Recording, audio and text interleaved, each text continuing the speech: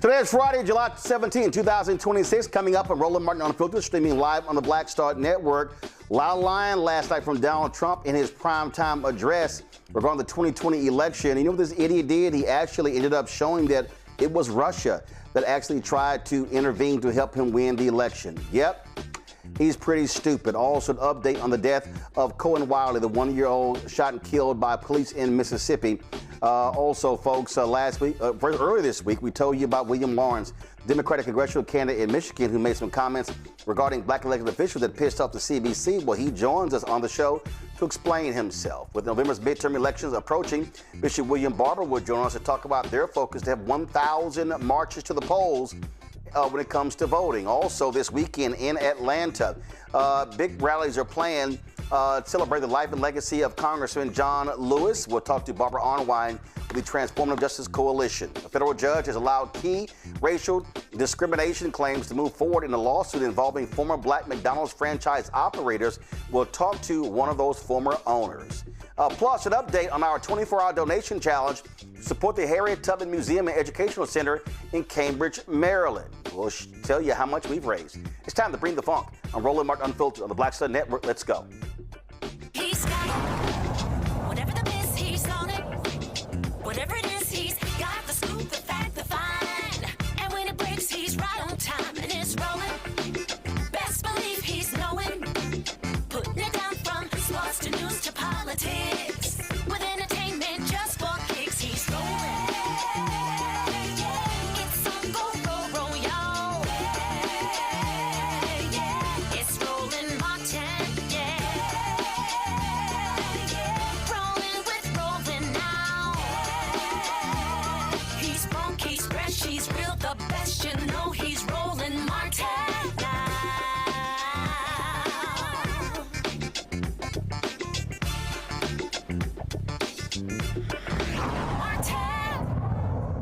Well, primetime Thursday night, the twice-impeached criminally convicted felon-in-chief Donald Trump delivered what's supposed to be a primetime address on voting irregularities in the 2020 election. Instead, it ended up being a 27-minute nonsensical rant on all sorts of topics. And then the teleprompter was just whooping his ass the entire time.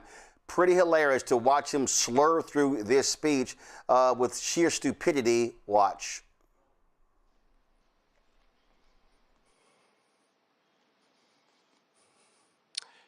Good evening.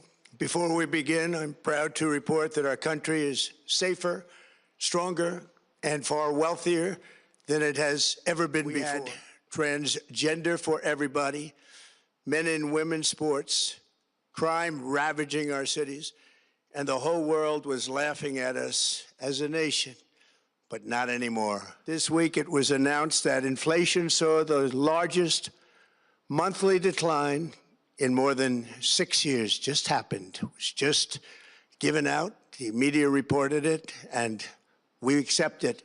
The best in 6 years. The tax cuts in our great, big, beautiful bill are saving hardworking families thousands and thousands of dollars, like with the provisions, no tax on tips, no tax on overtime, and no tax on Social Security for our great seniors, along with the interest deduction on a loan used to purchase a car, millions and millions of barrels of oil. We are likewise winning big in Iran, and you will see the fruits of that labor very, very shortly. America is back and doing really well. Government strategy against the United States was focused on undermining domestic confidence in the U.S. president. They wanted to just make you sound like your president wasn't so hot, when actually your president has done a great job, and they did everything possible to do exactly that. Recently, we found significant numbers of burn bags in formation, and this is a group of bags that were used to destroy information given by President Barack Hussein Obama to be burned. It was supposed to be burned. Many people have questioned whether it could actually be possible to electronically manipulate vote totals or change election results on these terrible machines. Today, we are releasing documents that show the CIA obtained reporting of a specific plot to do a big number in favor of the corrupt Maduro regime in Venezuela.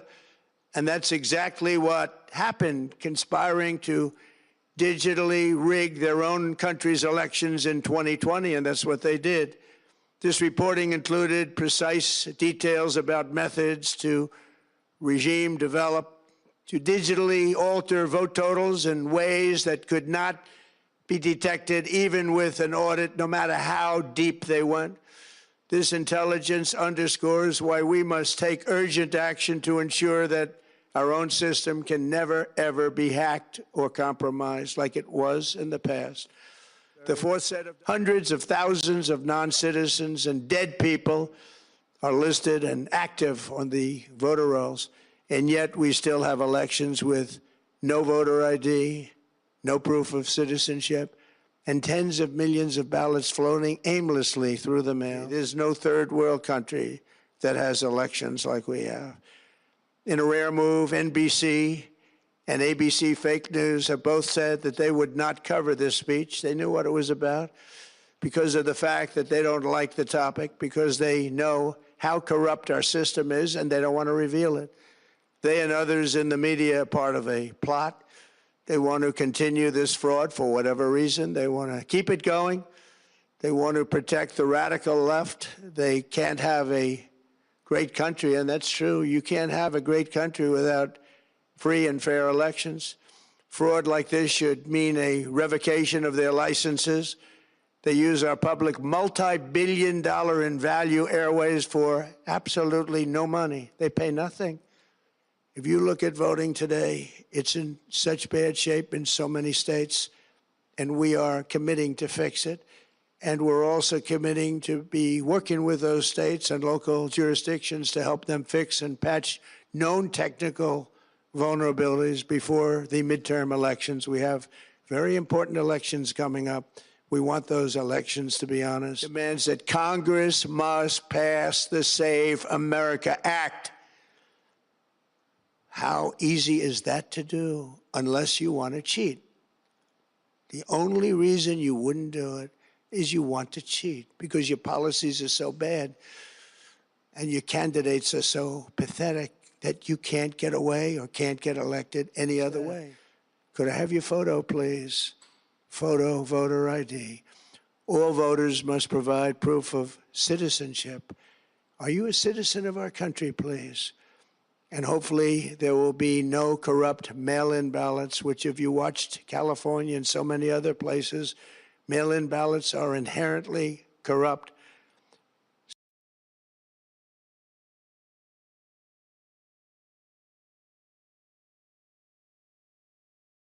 Texas, Nicole Robinson, political law attorney and strategist, joining us from D.C. Michael Imhotep, host African History Network show out of Detroit. That was a whole bunch of rambling, Nicole. It was just blah, blah, blah, blah, blah, blah, blah. Here's how bad it was. Today, Fox News made literally no mention of the speech. Even they knew it was batshit crazy. You know, they should just tag this whole speech for misinformation because that's all it was. President Trump said that we were going to be so shocked by this speech, but these were the same lies that he has been spewing since 2016, okay? There's no evidence of widespread voter fraud. Non-citizens are not voting in our elections, and dead people are not waking up to go vote. The 2020 election was one of the most audited, litigated elections in modern American history. And that was from President Trump's own people, and they found nothing. So we're supposed to believe that after all this time, the people that he put in place to investigate this were running some covert operation, and now they uncovered all this evidence. None of this is believable. And if the American public thinks this is true, then they should be ashamed of themselves. Matt?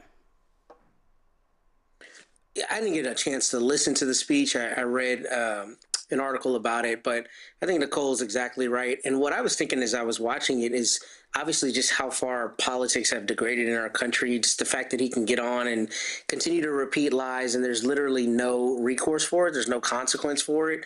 And especially some of the things that he said regarding China. My understanding that there was information that China had looked into, certain voting information, but never actually used it to interfere. But those are the kinds of things that get said and that get legs and run. And the problem with this president is just no matter what he says, there's literally no recourse for the brazen lies, and it's just stoking his base and trying to, undermine the elections. That's all this is about. It's about setting the framework to call into question the elections when the Republicans inevitably lose, and that's what this is. Michael? Yeah, Roland, this is more nonsense from Trump and trying to set a foundation to somehow seize voting machines to spread doubt in the 2026 midterm elections that he knows is going to be a wipeout for Republicans. So I'm glad NBC and ABC had a journalistic integrity not to show this nonsense yesterday. He's being beaten up on cable news this morning. Morning Joe had a good fact check on this. So, and the documents he was talking about don't make the claims that he was stating about China and different things of this nature. So this is more nonsense from Trump. So we have to be vigilant and get the correct information out. And if your vote didn't matter, why are Trump and many Republicans working so hard to suppress your vote? Well, again, his lips are moving, so you know he was lying, and that's par for the course for the most corrupt individual to ever occupy the Oval Office. All right, folks, let's talk about a story out of Michigan. Well, earlier this week, I told you about Michigan congressional candidate William Lawrence raising the ire of the Congressional Black Caucus PAC after some comments he made on a podcast about black political leaders. Here's what he said. If you have concluded that there is a problem with racist policing in the U.S., then we implore you to consider that those police departments, they see a connection with the Israeli project. And so we think you should too. And we think that you should also see a connection with and identify with, the Palestinian freedom struggle. The other piece, the last thing I'll say about just to respond to your question, that is like this interesting factor, and it is related to the question of the moral authority of kind of the black freedom struggle, is that it's very clear that Biden's re-election campaign, the orientation is the black vote. I mean, there's a kind of calculation that I think they've made from the start, but that's clear. It's clearer than ever. They're like, all right, I don't know, we've probably lost, the so-called Arab vote and the Muslim vote. I hate the way they talk about these kind of reductionist demographic categories, but maybe we can get the black vote. And so the fact that Biden gave this commencement address at Morehouse College, which was pretty painful to watch as a black person, as a black leftist, really the Morehouse administration so in such a crass way kind of lend its platform to Biden in a way that was it's just so cynical. The move by the Biden administration it's so cynical to say, we know that the majority of Americans want a ceasefire. We know that young people in particular are absolutely appalled by U.S. support for Israel. But this place, which is kind of the crown jewel of historically black colleges, the fact that Biden can give this commencement address is a gesture toward the notion that this is a progressive administration. And so that is something for us to grapple with, actually, like recognizing that it's not just that we recognize the significance of the kind of political and moral, if you will, significance, or the political significance of the moral authority, and credibility of the Black freedom struggle. It's not just that we recognize that, it's like Powell recognizes that, Biden recognizes that, the White House recognizes that, and therefore that is a contested space that we need to show up to. I mean, how do you feel? What do you think is the trajectory as a millennial Black leftist? It's not something I can talk too much about because I'm white and it's not my struggle. That being said, like the extent to which the older generation of Black political leadership are such of a pillar, frankly, for establishment, capitalist, imperialist, American power, through their role, as this kind of traditionalist, establishmentist pillar of the Democratic Party, it's a big problem. It's a big problem for left politics in this country, and it gets us every single time, and it really defangs the white left, puts us in impossible positions. Really, it's very effective politically, and so I don't know. I'm curious, but we're also seeing now that unfortunately. Don't want anyone to vote for Trump, but like young Black people are falling away from the Democratic Party, and the support is not showing up in the same way. We'll see what happens in November. Once those remarks were reported, this is how the Congressional Black Caucus PAC responded. They posted this tweet to the HuffPost story. They said anyone supporting William Lawrence should denounce his hateful remarks and withdraw their support. Michiganders deserve better. Now, House Democratic leader Hakeem Jeffries was asked about this in his news conference on Monday. This is what he said. With the chair of the Congressional Black Caucus, y'all had that radio ad? Chair of the PAC, but those comments were brought to my attention, and they are deeply disturbing. Thank you. Have you had the chance to meet with Brad Linder? Now, that was, of course, his response, and already, opponents of him jumping on this. This is a ad that Rolling Sea Action Fund, which is tied to the Congressional Black Caucus Political Action Committee, they dropped this radio ad in that race. William Lawrence, a candidate for Congress here in Michigan, actually said that Black political leaders are a big problem. It's a big problem for left politics in this country. A big problem, William? You can't be serious. This is the same Will Lawrence who claims to be a progressive, but he campaigned against Democrats and was part of a movement that helped Trump win Michigan, is now pointing the finger at Black leaders because they defangs the white left and puts us in, impossible positions, really. Yeah, you heard that right. Well, here's a reminder for William Lawrence. The same leaders, Black leaders, that have fought and bled for this country and this party are not a big problem. Except now, maybe for you. Michigan deserves better. Paid for by Rolling Sea Action Fund, RollingSea.org. Not authorized by any candidate or candidates committee. Rolling Sea Action Fund is responsible for the content of this advertising. All right, folks, joining us now is Lawrence, co-founder of the Sunrise Movement and a candidate for the Democratic nomination in Michigan's 7th Congressional District. William, glad to have you on the show. First and foremost, when you were talking about these Black pillars in politics, who specifically were you talking about? I painted with too far broad a brush, and that's what I regret because, I wish to be critical of anybody in office who has supported our wars and the war crimes in Palestine abroad. But speaking in the way I did, I shouldn't have ventured in that territory because I said, this is not really my place to say. When you hear yourself saying that, it's time to close your mouth, and I wish I had left it there. But I'm a strong critic of our foreign policy. And I have and will be critical of anybody who votes in favor of spending trillions of dollars on wars abroad while we can't afford housing and healthcare here at home. But the point I made was certainly didn't reflect what I truly believe, which is that we need to build a strong multiracial anti-war movement to set our priorities straight as a nation. That's why I was carrying on this conversation with a Black guest about his organizing to organize, especially young Black people, in support of Palestine. But when you say that it really defangs the white left and puts us in impossible positions, what are those impossible positions? Really, the meaning there was that if we have an anti-war movement that is majority white, that's going to be a problem in a diverse country, because the most effective political movements in our country's history have been multiracial movements, and many of them have had, strong Black leadership at the forefront.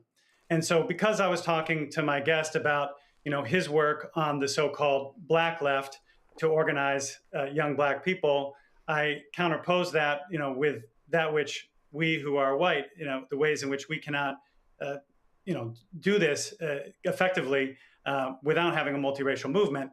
But again, a white left is not a project I'm interested in building. I don't consider myself to be part of a white left. I'm here to build a multiracial democracy that can actually live up to our country's promises. And that's why I'm committed to working across the boundaries of race and class so that we can do that together. Well, I dare say that if I look at progressive politics over the last, let's say, 50, 60 years, you've had African Americans really leading that more than the white left. One of the issues that we've seen is that many folks who are white and Democratic have not been wanting to fully embrace progressive ideals. It doesn't mean that you don't have members of the Congressional Black Caucus who others may criticize as being pro-Israel, as being pro-capitalism and things along those lines. But I guess what still jumps out at me, what defanging the white left, when I think about the white left, I think about folks who were supporting Senator Bernie Sanders, and some of those folks then were supporting Donald Trump.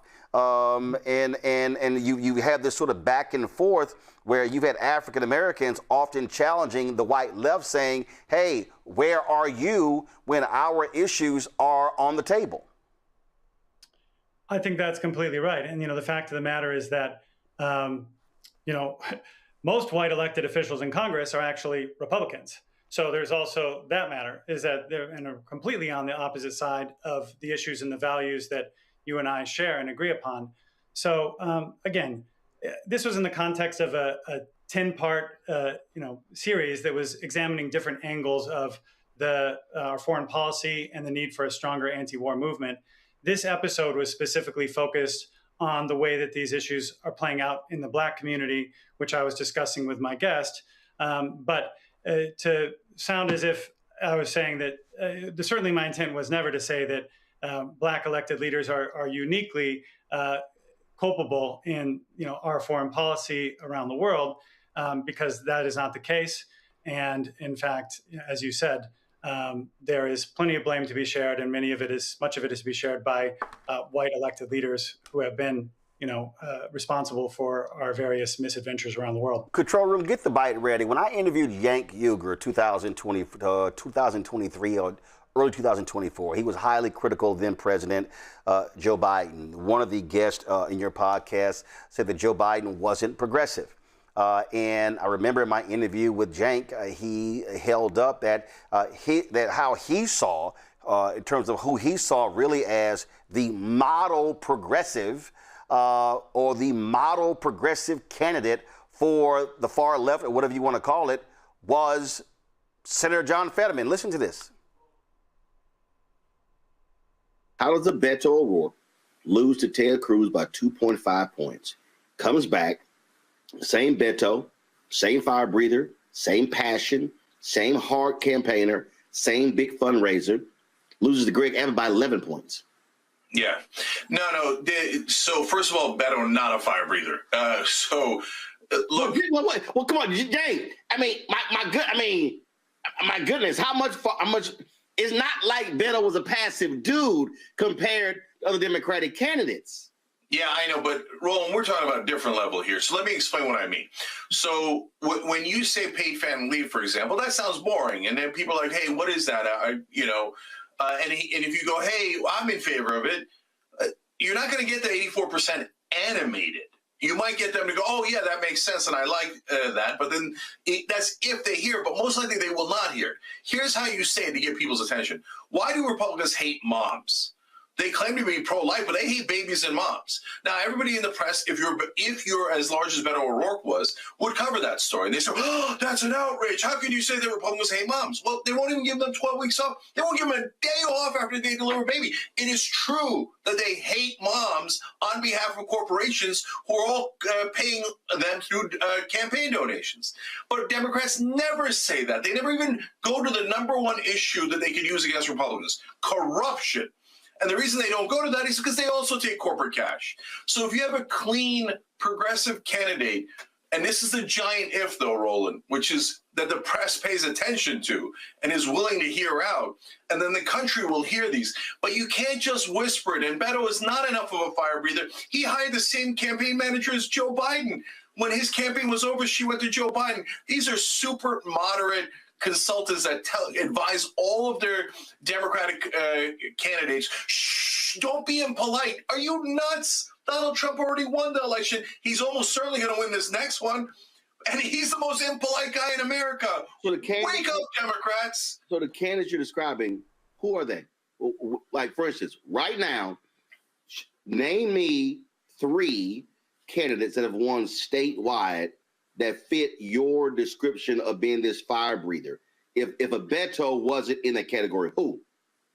So there's only one that comes close, and that is because several generations of Democrats have been taught and trained to be obedient, to be civil, do not cause any good trouble, do not cause any trouble at all, lay down and they'll let the Republicans run over you. On a state level, to give you the very specific question that you asked, the answer is John Fetterman. And he beat the hell out of Dr. Oz when he couldn't even speak, when he had a stroke and everybody saw he couldn't speak. Why did he beat the hell out of Oz? Because he was impolite, because he made fun of the brother 24/7. He crushed him. He was merciless. And if he hadn't had that stroke, he'd probably be the next president. And got my iPad. This is Senator John Fetterman just a couple of days ago, warning that he would leave the Democratic Party if it turns its back on Israel. So, William, this is why I played that. Because I travel this country. I'm born and raised in Texas. I've lived in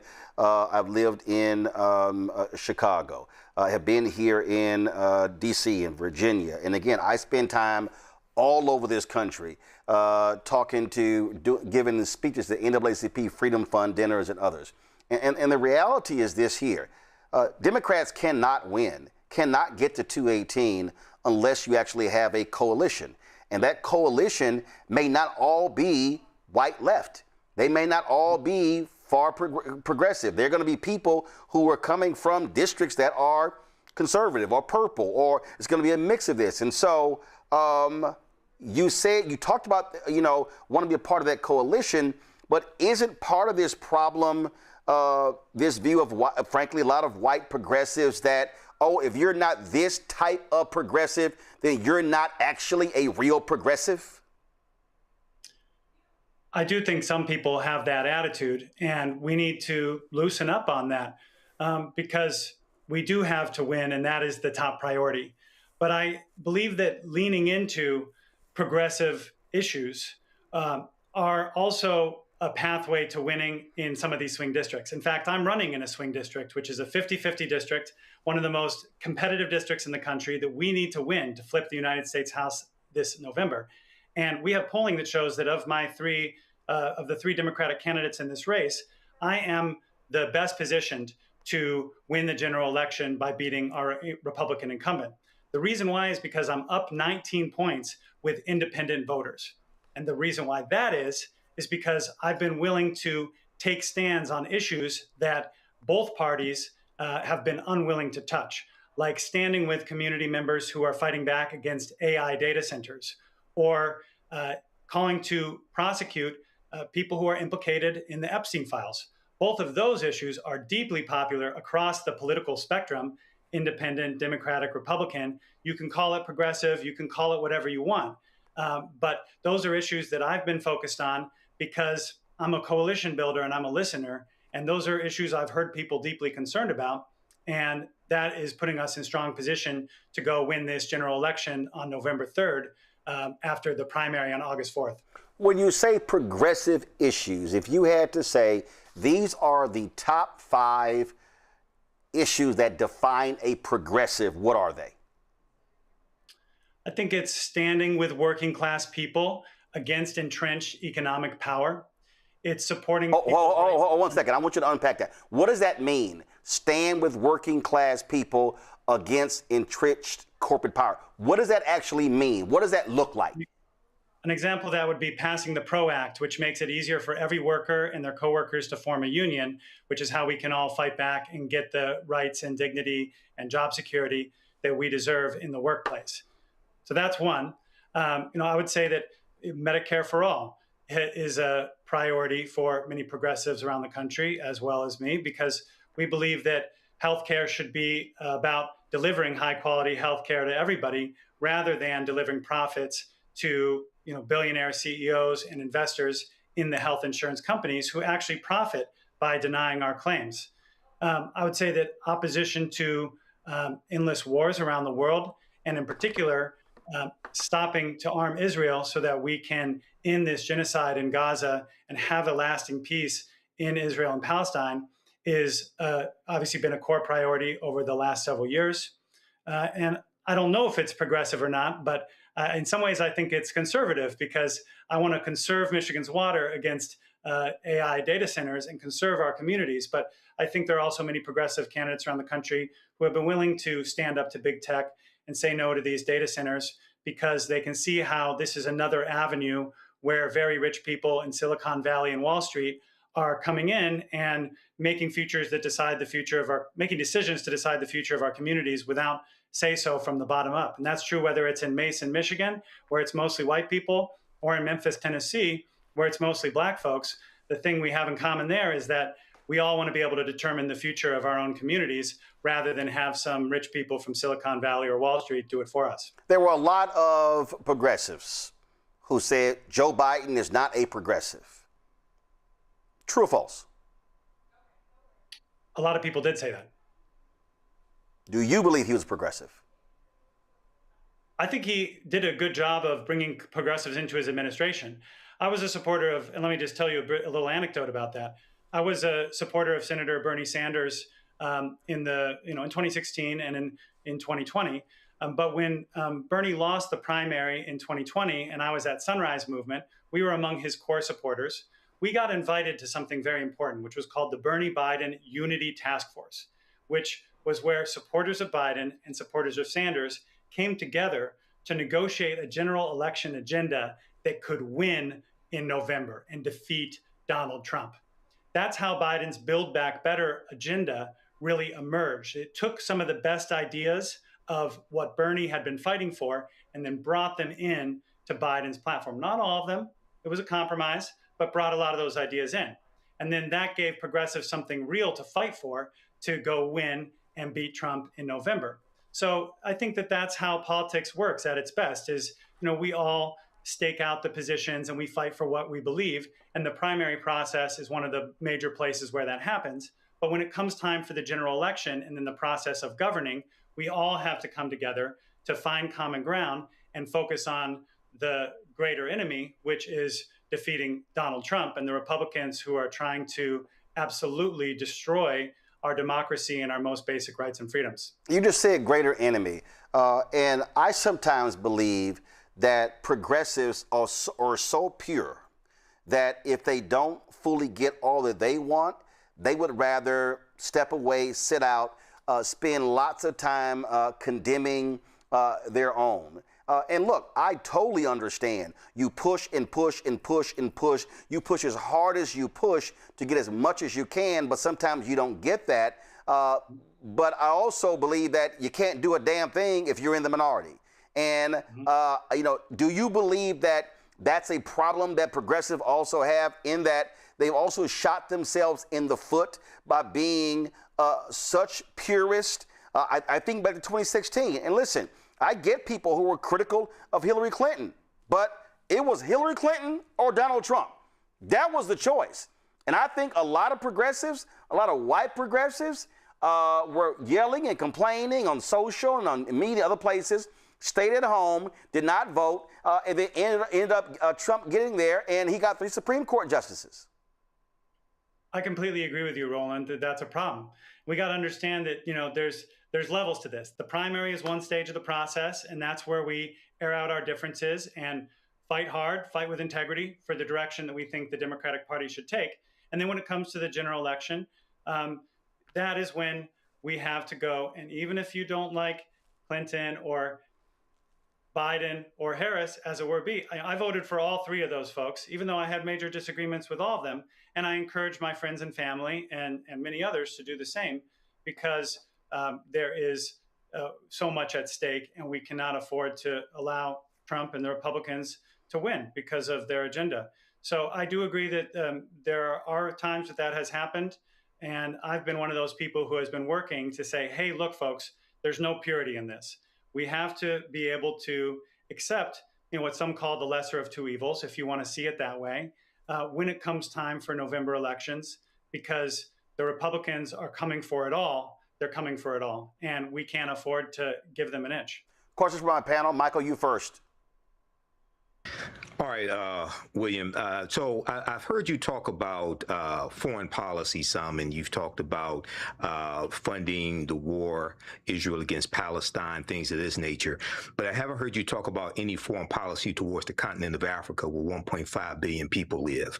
We know USAID, the cuts from Doge, 780,000 people worldwide have died. A large portion of them are on the continent of Africa. So what policies do you have on your platform towards, or that you would support towards the continent of Africa? Yeah, great question. Thank you. So I believe we should stop arming not just Israel, but all human rights abusers. And that includes the United Arab Emirates, which has been supporting an absolutely atrocious conflict, which many have characterized as a genocide in Sudan. So I believe we've got to cut off the arms there in order to bring an end, or help bring an end to the terrible violence that's been taking place in Sudan.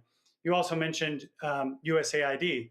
I'm here in East Lansing, which is a university town, and there's it has amazing international program. And so I actually grew up among people who were scholars and had a lot of experience being part of USAID or doing other kinds of cultural exchange on the continent of Africa. And it's just absolutely mind-blowing to me that USAID is something that unequivocally have been saving millions upon millions of lives. And at a time when we are just continuing to start more ridiculous wars around the world, most recently in Iran, we also eliminated the one thing that was unequivocally good and was helping to save people. Elon Musk got rid of that. So we need to restore that program and then continue to extend our hand to the world, and in a gesture of good faith and goodwill. So those are a couple that I would mention. And I do know also that some of my supporters are very concerned about what CENTCOM and AFRICOM is doing, our attempts to also extend the hand of our militarism into the African continent. And so we need to, again, have a foreign policy that is really grounded in dialogue, diplomacy, cultural and economic exchange on terms that are about mutual respect, rather than continuing to push the arms of our military and surveillance apparatus into more and more countries of the world, including on the African continent. All right, thank you. Matt, you're on mute. So I could be wrong, Mr. Lawrence, but I looked at the demographics of your congressional district. Is it correct that about 6% of your potential constituents are Black? Is that right? That's correct. Okay. I ask because, candidly and respectfully, it seems a little bit like you got, kind of caught with your comments and are now walking it back. And it seems like that's a little bit of a political sacrifice you maybe thought you could make, considering how few people in your congressional district are Black. So my interest is in what has the reception been in the congressional district, and how can those potential constituents have trust that you're actually going to serve them and not think that they are, expendable. The comments were 2 years ago, before I was ever even contemplating running for Congress, but they were recently reported.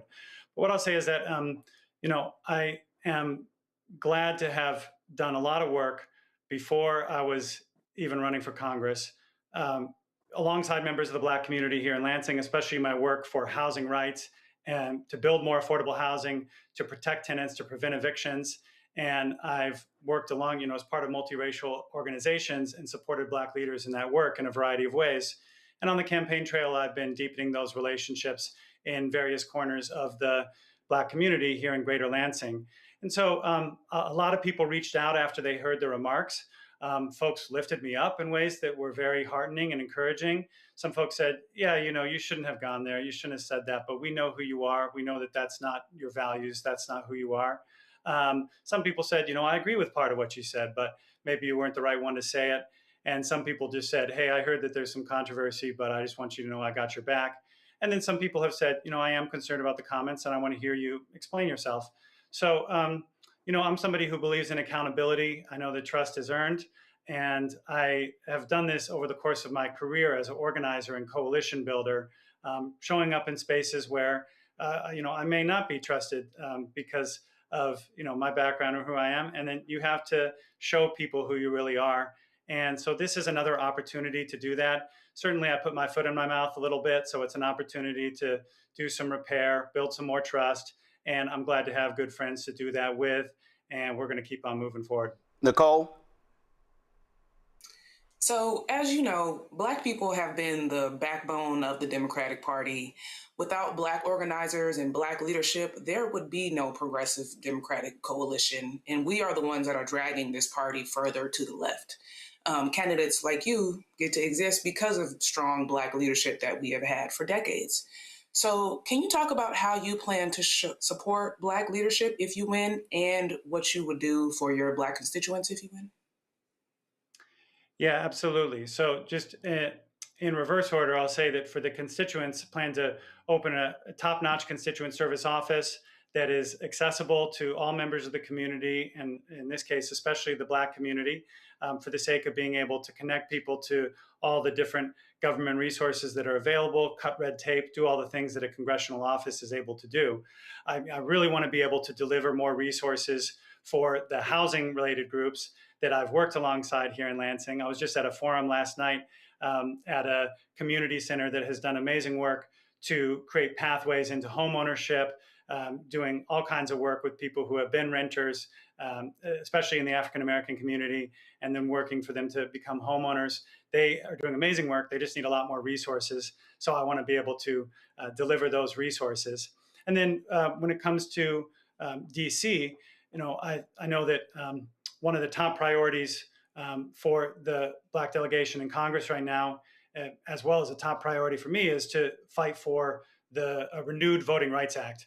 Because what we've seen since this Calais decision, it's just a brazen attack on the principle of equal and proportional representation, which the Voting Rights Act had, enshrined for the last 50 or so years. And we're not going to be able to pass it just like the same way because the Supreme Court has declared it unconstitutional. So there's work that has to be done at the level of the court. There's going to have to be work done at the level of legislation. And if we need to, there will need to be a constitutional amendment to ensure that equal and proportional representation for all people in this country is ensured. And that includes equal and proportional representation for the Black community around this country. Last question I have for you, and that is this here. If you are elected, if Democrats win control of the House, would you vote for Hakeem Jeffries to be Speaker of the House? Yes, I would. Okay. All right, William Lawrence, well, we appreciate you joining us, answering the questions, and good luck in the campaign. Thanks a lot.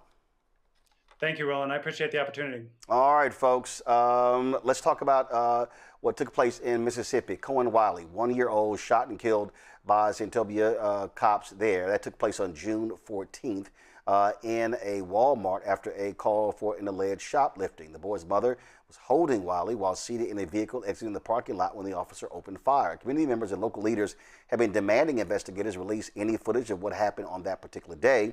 Founder of the Senatobia Committee for Accountability and Transparency, Patrick Lumumba, joins us right now. Patrick, glad to have you here. What's the latest? How you doing, Roland? Doing great. I'm glad to be here, man. Glad to have you here. I'm going to be a part of your show. just hate on in such circumstance. So what is the latest? Has been in any movement whatsoever in this case? Well, not any movement as far as I'm concerned, as far as ascertaining justice. We have a stiff wall of what we call white supremacy codified conduct here that we're trying to peel through. So as far as getting justice for Kohen Wiley, it's very little movement, but we are organizing to apply more pressure. Is the protest or the boycott of Walmart, is that continuing? Well, actually, it was a one-day type deal that happened today. That was not organized by SCAT, but it was organized by other protesters that have been protesting alongside of us. But we are planning. We are in the making of planning a more protracted approach and boycott of the Senatorial Walmart. How would you characterize the community since this has taken place? Has this been something that has brought folks together around this central issue? Most definitely, it has, in a way that I haven't seen since 1987. I grew up here, Roland. I lived my whole life basically in Senatobia, Mississippi. And it has galvanized our people to the point where we were in 1987, where we had serious boycotts in this town, because this is not an isolated incident in this town. This town had been an epicenter of systemic racism, and we are here now in 2026, and the people are galvanized, and they most definitely seeking justice for Kohen Wiley. What do you want folks outside of Senatobia to do? What type of support have you had? Specifically, you've got the national president of the NAACP, Derek Johnson, who lives right there in Mississippi. Have you seen the NAACP state conference, a national body, or other national organizations come to Senatobia or offer their support? Absolutely, absolutely. We have been intricately involved and engaged with the NAACP. The NAACP on the state level had become very involved. The executive director, Charles Taylor, had become very involved. We have people, Kabir Kareem, with the chair of the Congressional Black Caucus here in Mississippi. They have become very involved, very engaged. We have yet to hear really from Benny Thompson, but we do expect, and I have gotten word that he is backing us, in this effort. But we have a statewide involvement with our strong Black organizational leadership in this state. What would you, for folks across the country, what would you like for them to do to stand with y'all? To deposit in some form or another. Make a deposit here, because where we at right now, Roland, is a Black baby was killed with a state-sponsored bullet. Absolute lack of accountability. And I think it's about Kohen Wiley, but it's actually bigger than Kohen Wiley, because Black humanity is at stake right now. I mean, these people have went as far as to kill a Black child with a state-sponsored bullet. So I think the humanity of Black people is at stake. And I've been on record as to say and quote that we having our own Emmett Till moment today, right here in Senatobia, Mississippi, in Mississippi, the heart of the South. We having our own Emmett Till moment. And I think the universe has gave us another opportunity as Black people to stand for our own humanity right here. I mean, if we allow people to take our children, state-sponsored bullets, tax-paid bullets that we pay for, then what level of humanity are we expressing? So it's not a Mississippi thing. It's not a Senatobia thing. It's a Black people thing right now. And that's why SCAT was formed organically, to give us the political apparatus to begin to engage this system of basically racism, white supremacy, and systemic racism. So I'm asking people all over the nation to become involved with what we got going on here in Mississippi, because Mississippi is still burning. Mississippi is still burning, and we're going to have to put out some of these fires. If people could reach you, where do they call, email, what do they do? Okay, you just get we have a SCAT social media page, and like I said, this organization is very new and organic. We created this organization to deal specifically with this town, but also to deal on a broad level with the systemic racism that we've been facing, not just in San Antonio, not just in Mississippi, but across this nation. So contact us through SCAT. We have a social media page. Is that SC? Is that SC? SCAT?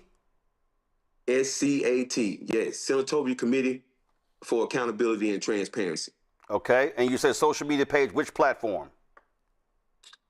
Right now, it's just Facebook. All right, a control room. But we'll become more extensive. Control room. Pull the Facebook up page before I let Petra go, please. And so I want to show that so folks can see that where they can communicate directly with y'all. You talked about. So what's the next action y'all plan to take there in Senatobia? Well, the next action that we plan to take, Roland, we plan to go back before the city council. We have had some very volatile confrontations with this city council. Like I said, we're in Mississippi, and Senatobia had become a bedrock, for this white supremacist political resistance. So we have had to literally take siege of the city hall, to get our points across to the city government here. But we will be constantly in front of the city council. This Tuesday, we'll be back in front of the city council, our organization, SCAT, to apply more pressure.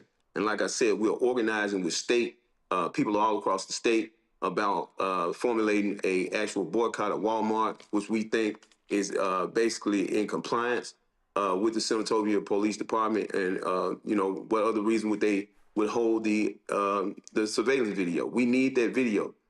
We have the MBI, the Mississippi Bureau of Investigation, that has a so-called investigation that being conducted now, and they're investigating from the standpoint of justifying the killing, justifying the killing, and we want them to investigate the fact that a cop pulled a fatal weapon in a shoplifting car.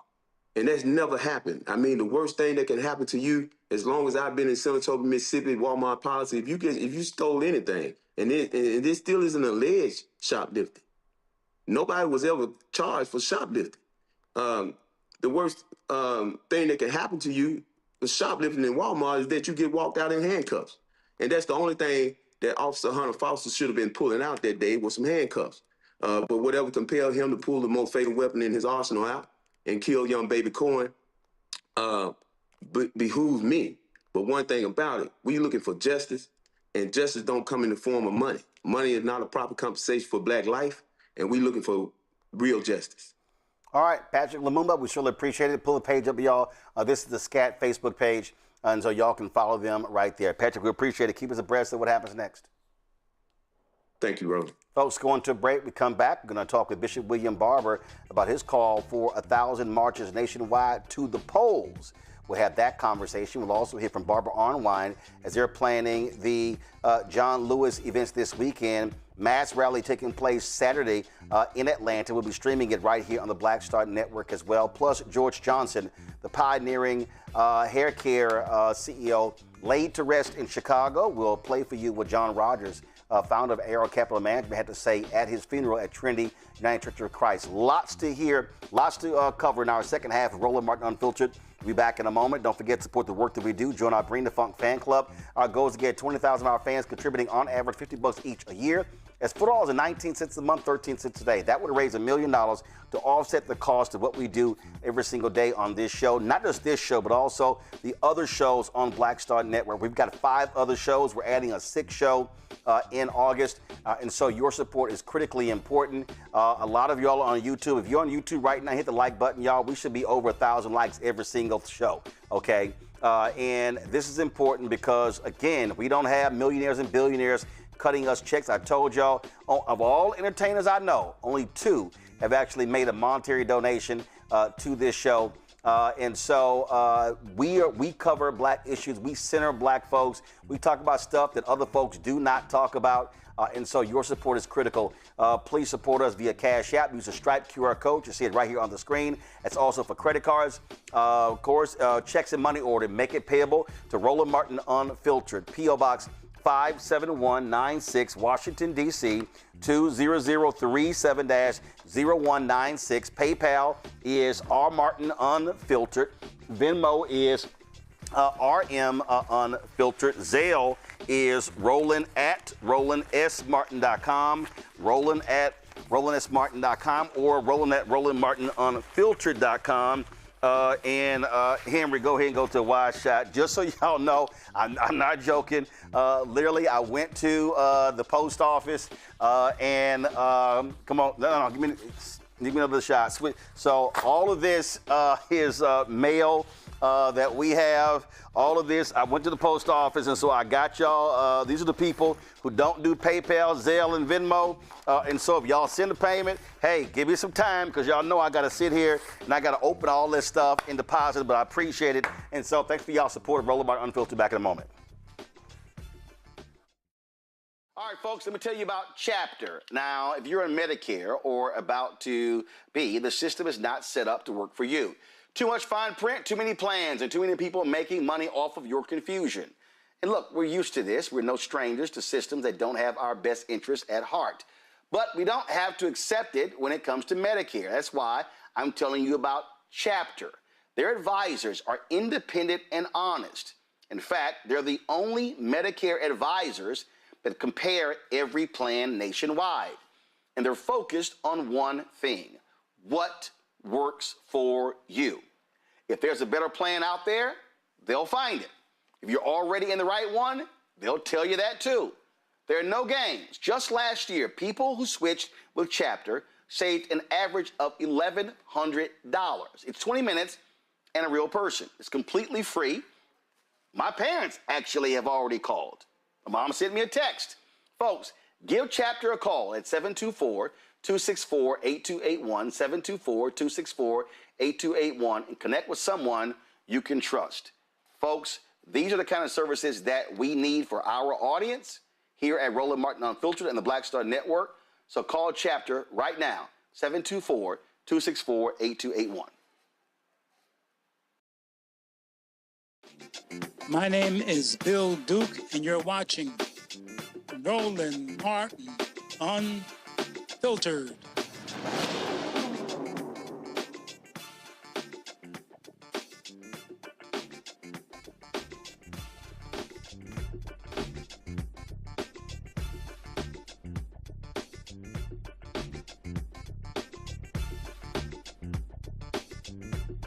All right, folks, Russell Vought got called out in the House the other day, and there was a Senate turn, and man, did it get a little funky on the Senate side. This is what Senator Elizabeth Warren, the creator of the Consumer Financial Protection Bureau, had to say to Trump's acting head of the CFPB.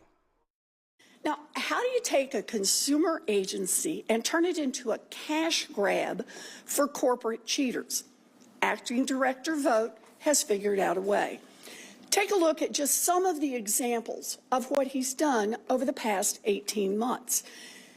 Because it got caught scamming its customers, Navy Federal Credit Union has been ordered by the CFPB to return $80 million to the service members who had been cheated.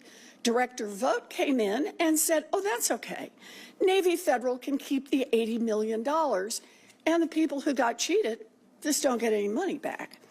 J.P. Morgan, Bank of America, Wells Fargo are a few of the bank owners of Zelle who got sued by the CFPB for allowing people who use Zelle to get scammed out of $870 million. Mr. Vought dropped the charges, and the people who got cheated, they get nothing. Regions Bank had settled a case with the CFPB, and the bank had agreed to refund consumers $141 million. Vought dropped the settlement, and the customers got nothing. Capital One was sued by CFPB for cheating its customers out of $2 billion. And once again, Trump and Vote said, keep the money. And the people who got cheated got nothing. Look, it's a long list, but the important thing to remember here is the people who got cheated are millions of Americans who are just trying to get by. And the people who got away with cheating them were giant companies that, in many cases, had already agreed to make refunds to the people they cheated. Well, folks, it got a little funky as well when Senator Raphael Warnock challenged Vaught. We had a simple ask: show your work. Publicly disclose the data and the analysis to justify the CFPB's position that the medical debt rule was unnecessary or unlawful. Since you didn't respond, I'll ask you now, how many Americans were projected to have their medical debt wiped from their credit scores by the CFPB's medical debt rule, which you overturned? I don't know, but the rule was unlawful. The answer is 15 million. Medical debt can ruin credit scores, which can make it impossible for folks to ever buy a home. Do you know how many more mortgages consumers would have been able to afford each year if you hadn't overturned the rule? I don't have that off the top of my head. So the answer is 22,000. So 22,000 mortgages that consumers would have been able to afford, 15 million Americans who were set to have their medical debt wiped from their credit scores.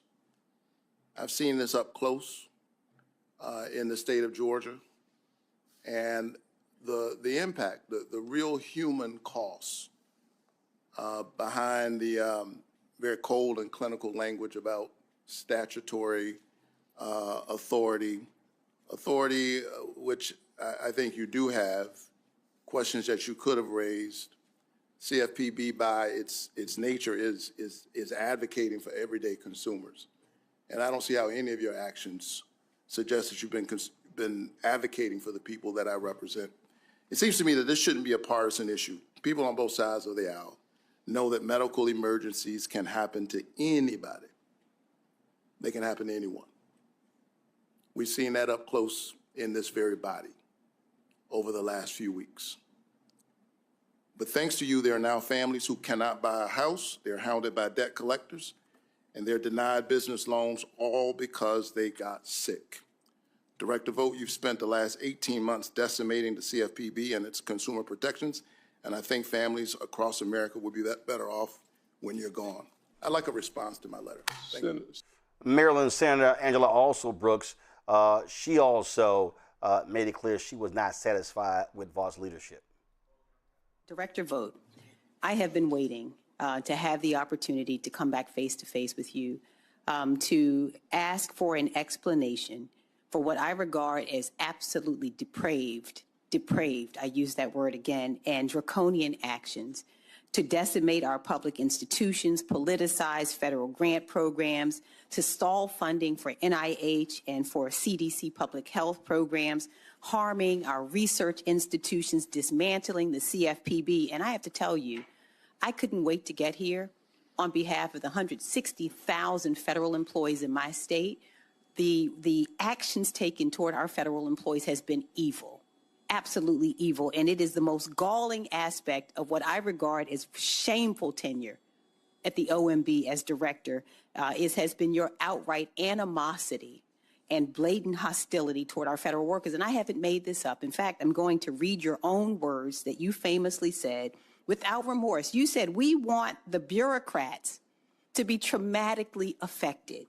When they wake up in the morning, we want them to not want to go to work because they are increasingly regarded as the villain. This is so evil. And the 150,000 federal workers who are in my state, who come together, these are the patriots of our country, who've worked, many of them, for decades. They didn't care whether the president was a Democrat or Republican. They are here to serve the American people, and they will not forget how they were treated and what was said, and neither will I. And in fact, one Marylander who lost his federal job, said the following: "I can't tell you how terrifying it is to be a parent of 2 children faced with the thought that you cannot provide for your family." And so I ask you, is that the kind of trauma that you were talking about? Did you intend to sow terror for parents who need to provide for their families? Is that the kind of trauma that you were anticipating? Senator, I've explained those comments on numerous occasions. I was referring to bureaucracies and not the career civil servants that do the job. Many of those bureaucracies are weaponized against the American people. We've taken steps to deal with that, but as it pertains to civil servants, I have a very high regard for them and the work that they do. Well, I think the words speak for themselves. I really do. I don't think anybody can say that combination of words and have it be explicable. It is inexplicable. Well, like I say, they held him the task.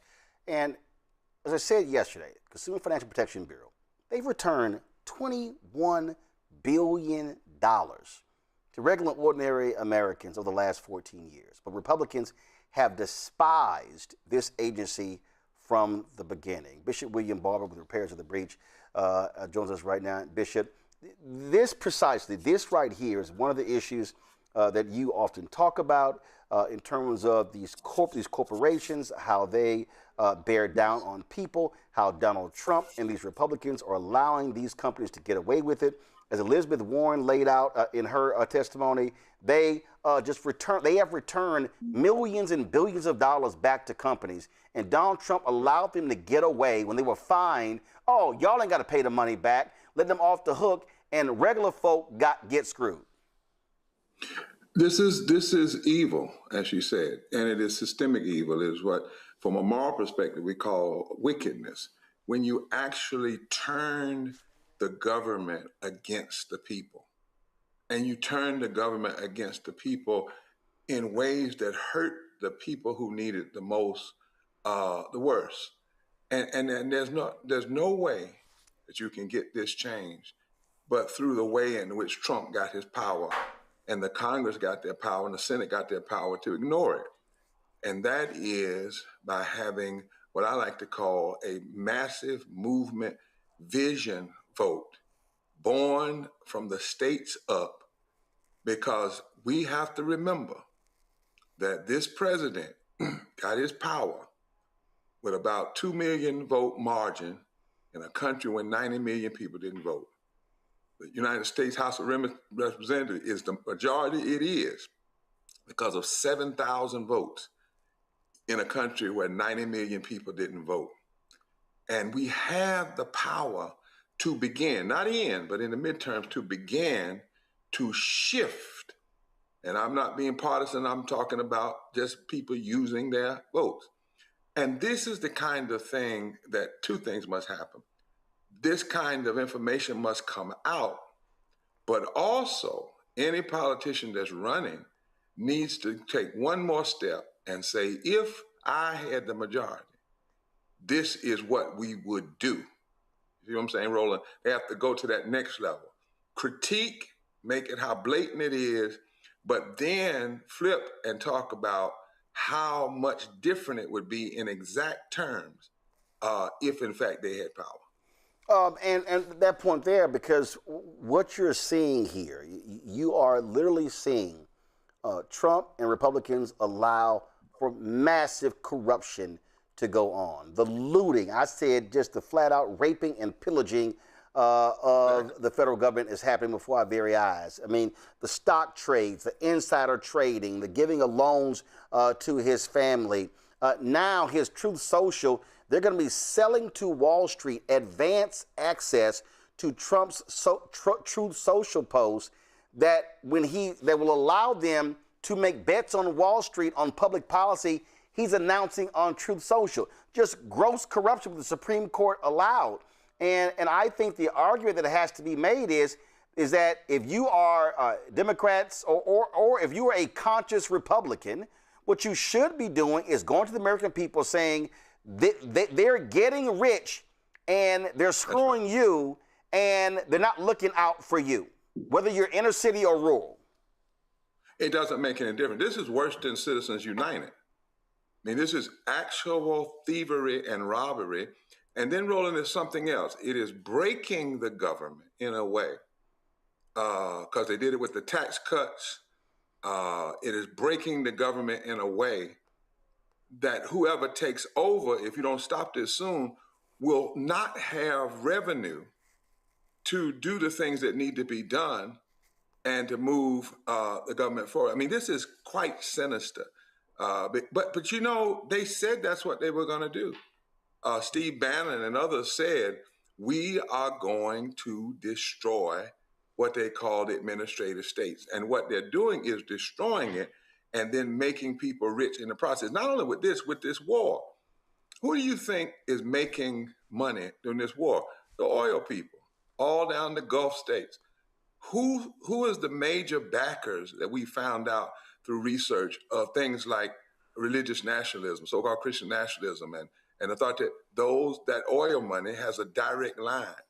And so the very people that plotted and planned to put this person in office, and then to give someone like Steve Miller and others the ability to put people in office who are acting with draconian intent. This is Machiavellian, Roland. They're not playing. They go in on day one, and they have a checklist of everything they're going to do, everybody they're going to move, every program they're going to cut, and everybody that's going to be paid.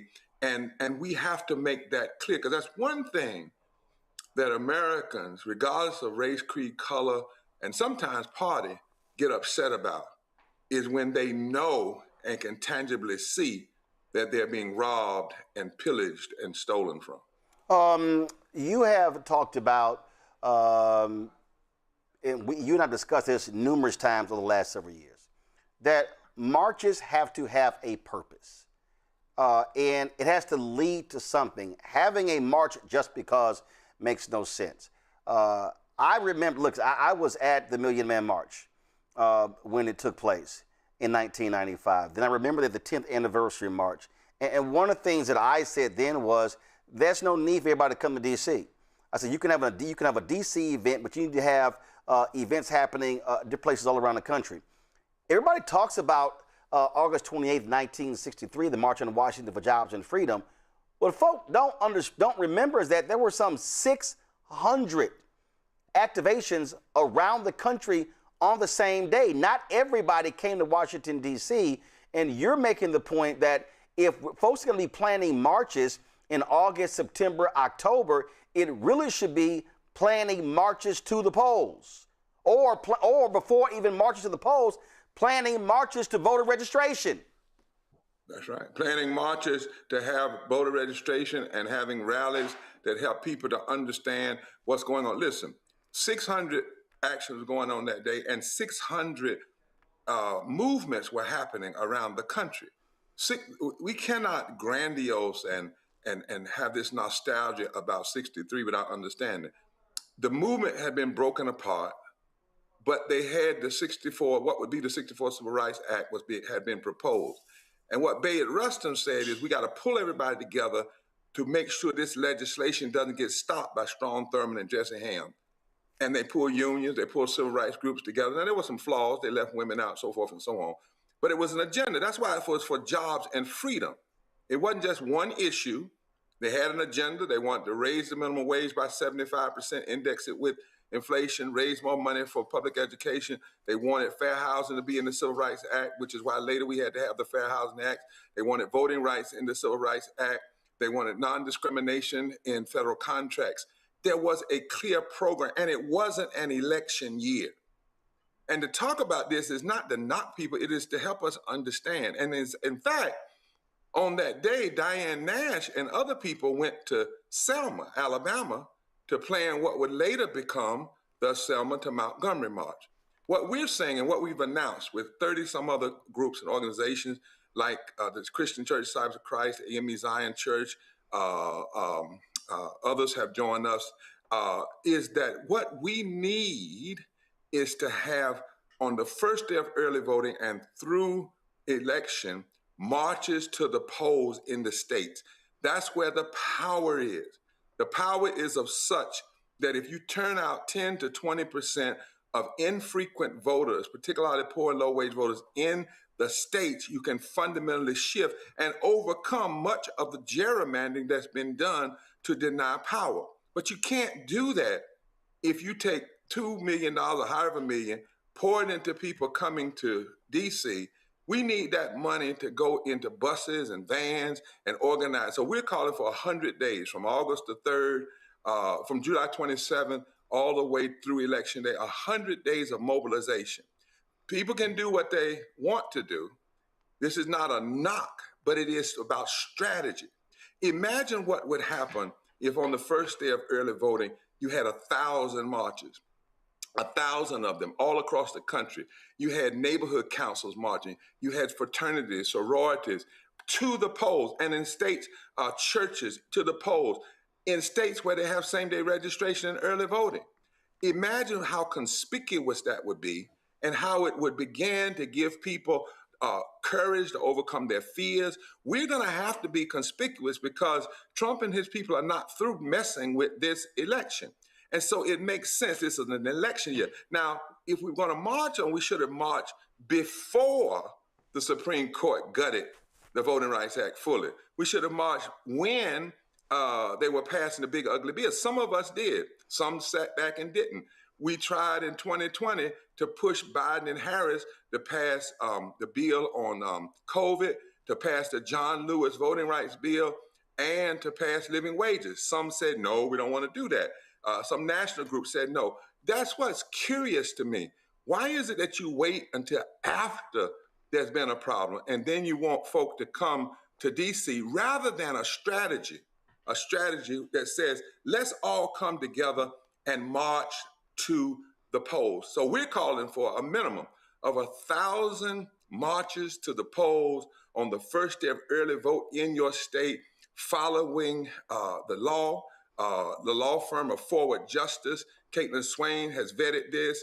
Harry Daniels, a renowned civil rights lawyer, has vetted this. We have now over 30 organizations that are coming in, and more and more and more, because people see the wisdom of it.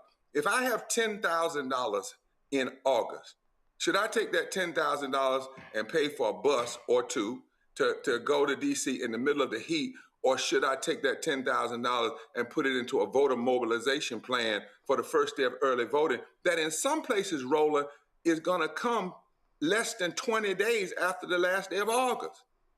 Some of it's early. Some of these votes are early. And what I know is, I'll give you one example. In 2008, President Obama lost the election in North Carolina, but he won doing same-day registration early voting because we focused on early voting. We never endorsed him, but we endorsed putting 1.5 million new bodies at the polls. And he lost on election day, but then won because of the margin that was pushed during early voting. This is about strategy. We're not playing here. This is not a game. This is not about somebody just doing a speech, somebody just telling us that people are attacking our voting rights. We already know that. This is not about just showing unity. Let's show unity by marching to the polls. On the first day, 1,000 marches at a minimum, and then keep on doing it through that. Imagine churches, last thing, imagine if a church says everywhere starting in that congregation and everywhere 2 to 3 miles around that congregation, we're going to march to the polls. We're going to be conspicuous. We're not going to violate any laws. We're not going to take campaign materials to the polls that you're not supposed to do, but we're going to put our bodies on sidewalks, in the streets. We're going to do it legally, and we're going to say, our votes matter. And what if, lastly, we say we're marching for not just what we're against, but what we're for? If we're for ending war, if we're for living wages, if we're for health care, if we're for restoring the Voting Rights Act federally, not just state by state, if this is what we're for, that's why we're marching to vote. And that's all that we're saying. And it makes sense. It's about strategy if you're really serious about challenging what's going on in our country right now. Questions from our panel. Nicole, you first. So we've seen the Trump administration try to stop mail-in votes, promote gerrymandering, try to get DOJ to threaten election officials. And now President Trump is trying to say that if you register to vote, China is going to steal all your information. They've also talked about sending armed federal agents to the polls, even though we know that's illegal. So, I mean, how are you getting voters to stay encouraged, to know that they're going to be safe at the polls and that their votes count? There's a lot of hurdles to overcome here. So what are we doing about this? I'm glad you asked that question, because the Bible says there is, in the multitude of counsel, there's safety. How did we do it in the civil rights movement? We walked together. We didn't go alone. And that's why we need to do this, so that people can see it's okay. They need to see a conspicuous effort of bravery. We need to go. People went in the face of worse in our past. We need to go. We need to keep coming. We need to have the lawyers marching with people, going to the polls. The last thing we need to do is not have this and have people going individually by themselves, because it's more easy to discourage them. Imagine if people that are afraid was to see the news on early voting go something like this. News report, we just heard it in North Carolina, that 90 marches going on to the poll. Wait a minute. We just heard the same thing is happening in Virginia. Wait a minute. The same thing is happening in Tennessee. Wait, we just heard in Ohio. Wait, we just heard in Pennsylvania. Imagine if that became the narrative. What that does, it begins to gin up people's courage. It's a movement, and people always want to be a part of a movement. We are also saying, take 100 days and plan and mobilize. Don't take 100 days and mobilize just to go to one march. Take this time now from July 27th and organize and plan and teach and make sure people know what the challenge is going to be. Make sure they have the IDs they need to have. Make sure they know about where early voting is. Right now in North Carolina, our legislature is trying to cut more early voting and trying to roll back. We know why they're doing that, because it has benefited Black and brown and poor low-wage people more. Mm-hmm. So if we, just like when you have to massively come together to challenge injustice in other ways, what did we do when they shot people in the street? We went in the street together. What did we do when they're attacking people because of their sexuality? We go in the streets together because of immigration. They're attacking our votes. Let's not just go in the street together at one single place in D.C. Let's go in the street together in these states. We only change this through state up. State up voting changes D.C. D.C. marching just D.C. only has a day in D.C. And in fact, lastly, you know, Dr. King actually told us to do this. At the end of the speech that was entitled "No Miss It Never Again," that we call "I Have a Dream," what did he say? Go back to Mississippi. Go back to Alabama. Go back to Louisiana. That's what he said. He actually said that. So we ought to take that admonition seriously right now. We only change this country from the states up, not from the top down. Matt? My question is just, Reverend Dr. Barber, what do you think is the singular issue or the few issues that are going to be the strongest for getting people to be conspicuous and do that marching? We know people often say they don't feel like politics affects them, but obviously we're at an inflection point. So I'd like to see what you're hearing on the ground and what you think will move people. Well, I certainly also want to ask people to go to Repairs of the Breach and click on the QR code and get more information and support this. But let me tell you, I think it's a combination of issues. For instance, we're using this, some people are using this term affordability. I don't think that's the term. I think people are poor and they're hurting because this administration has done everything to enrich people, but has not raised the minimum wage. That ought to be a reason. What do you want? Do you want a living wage? Everybody that lost their health care, that's what we ought to be mobilizing, because that's real. Everybody that lost their SNAP, that's real. Everybody that can hardly pay their light bills, that's real. Everybody, the women, 69 million women could potentially lose or have their vote affected by this so-called Save America voting piece. So what we do is you go straight down the list of what the grievances are, show people how they affect their lives, and say to people, this is happening. You don't even have to be partisan. This is happening because of who's in office. Now, the second thing is we can't do it alone. So politicians who are running that are serious about challenging things need to be very clear on if they get power, what they will do. Not just I'm against this, I'm against Trump. No. What will you, if you actually had control of the United States House of Representatives, what would happen in the first 25 days or the first 50 days? And then lastly, I still think that reminding people of the blood, sweat, and the tears that it cost us to have these rights is still a potent weapon if you frame it right. Because right now, if you don't get out to vote, and I'm talking about in the last election, some 600,000 African Americans didn't vote, some 1.2 million poor and low wage people didn't vote. Trump won by 183,000 votes. But if you don't move to vote, you are literally saying somebody can go down to your grandmama's grave and desecrate it, and you're going to sit there and not say a thing. It's how you frame it.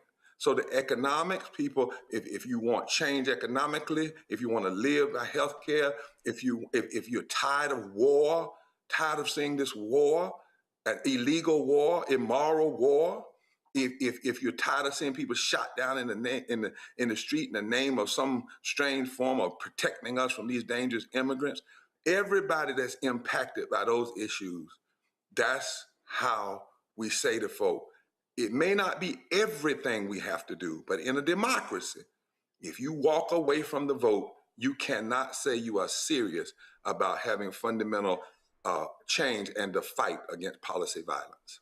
Michael.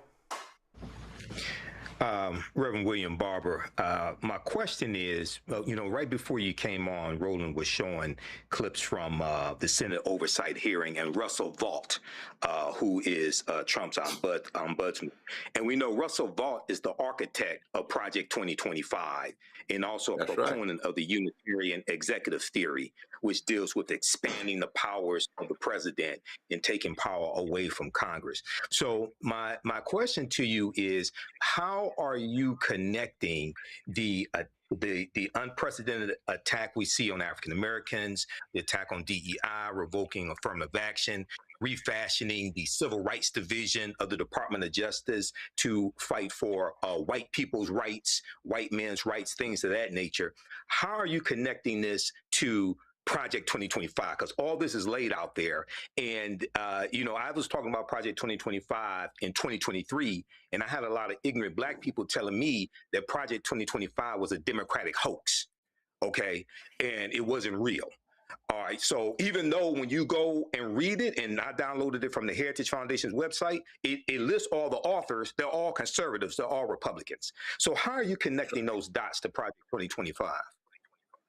Well, part of what we're saying, and on August 3rd, we're going to have we've been having a public pulpit in Washington, D.C., right in front of the White House, laying out issues to thousands of people online and those who come in person. We're having a massive one, the last one on August 3rd, to push people out, to lay out these issues for the public and connect the dots, particularly as it relates to building power and voting. And one of the things we have to help folk understand is that Project 2025 is ultimately about undoing the gains of the first and second Reconstruction and trying to make sure that a third Reconstruction never comes to exist. So one of the things we're beginning to do is talk about what should a third Reconstruction vision look like? Not just what they are doing, but what should we do? Because we have to at least acknowledge this. From the bottom up, we built a plan and a vision of America to draw their people out. So if we're criticizing Project 25, what we also have to do is not just curse the darkness, but lay out what should be the counter, what should be our own Project 30 maybe, or Project 26 or Project 28. And on August 3rd, we're going to go in great lengths to lay that out as we call people to this 100 days of mobilization and 1,000 marches to the polls and more, because this must be about lighting the fire to stop the erosion of the gains of the second Reconstruction and to begin the push towards, the second Reconstruction, and to begin the push toward a third Reconstruction. And we have an entire third Reconstruction type resolution, policy-based, to say this is why we ought to be voting. This is what we ought to be fighting for. not just what we're fighting against. And I want to ask everybody to tune in. We're going to be rolling it live right here on the Black Star Network on August the 3rd, starting at 6 o'clock p.m. in the afternoon, August the 3rd, right in front of the White House, right there in Black Lives Matter, Wick Park. We're going to be calling folk to this 100 days of mobilization, 1,000 marches to the poll, the first day of early voting, because of what our vision is against this nightmare that we see existing right now. All right, folks, if you will go to Repairs of the Breach website, you will get all the information on that. You can actually see that, again, beginning July 27th. That's the QR code right there on the website.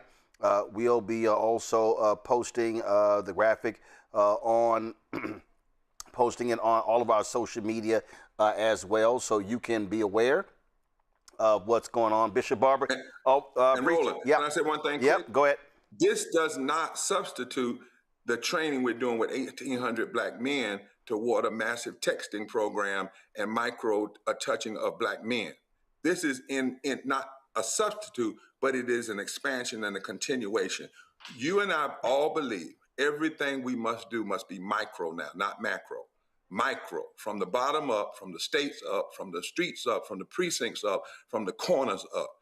If you're not doing that, I don't believe you're serious about really challenging what's going on right now. Absolutely. Again, folks, go to my iPad. That's right. More Mondays Public Pulpit Coalition is going to be 100 days of mobilization, 1,000 marches to the polls beginning July 27th, and we'll be covering it all right here on Roland Martin Unfiltered and the Black Star Network. Bishop, we appreciate it. Thanks a lot. Take care. Quick break. We'll come back. We'll talk to Barbara Arnwine about the action taking place this weekend, the rally that celebrates the life and legacy and the continuation of the work of the late Congressman John Lewis. You're watching Roland Martin Unfiltered on the Black Star Network.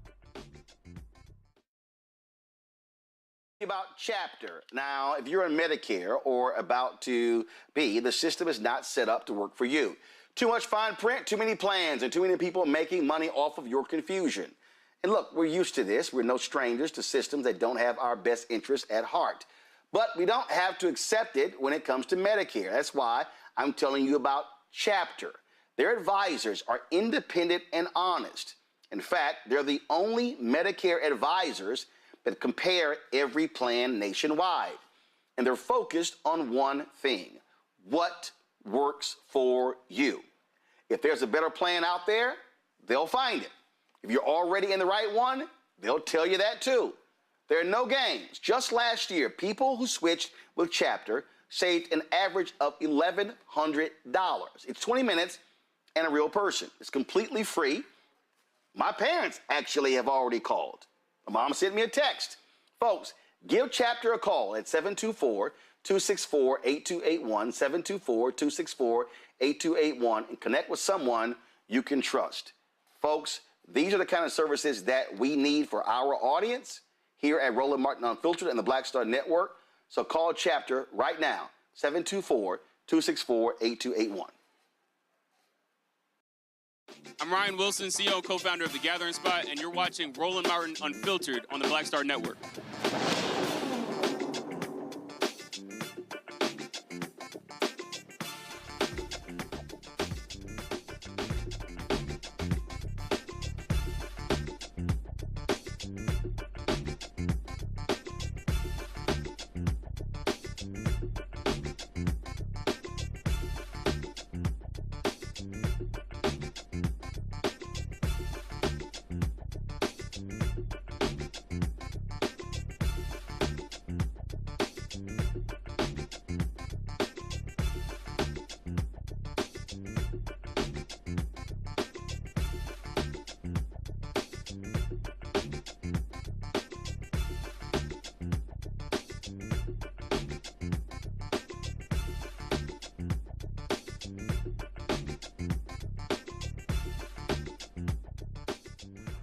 6 years ago today, we lost Congressman John Lewis, a freedom fighter, activist, political office holder. Of course, he was well known as a civil rights leader, one of the biggest heroes of the 20th century. Congressman Hakeem Jeffries, Democratic leader, dropped this video honoring the longtime congressman and civil rights stalwart.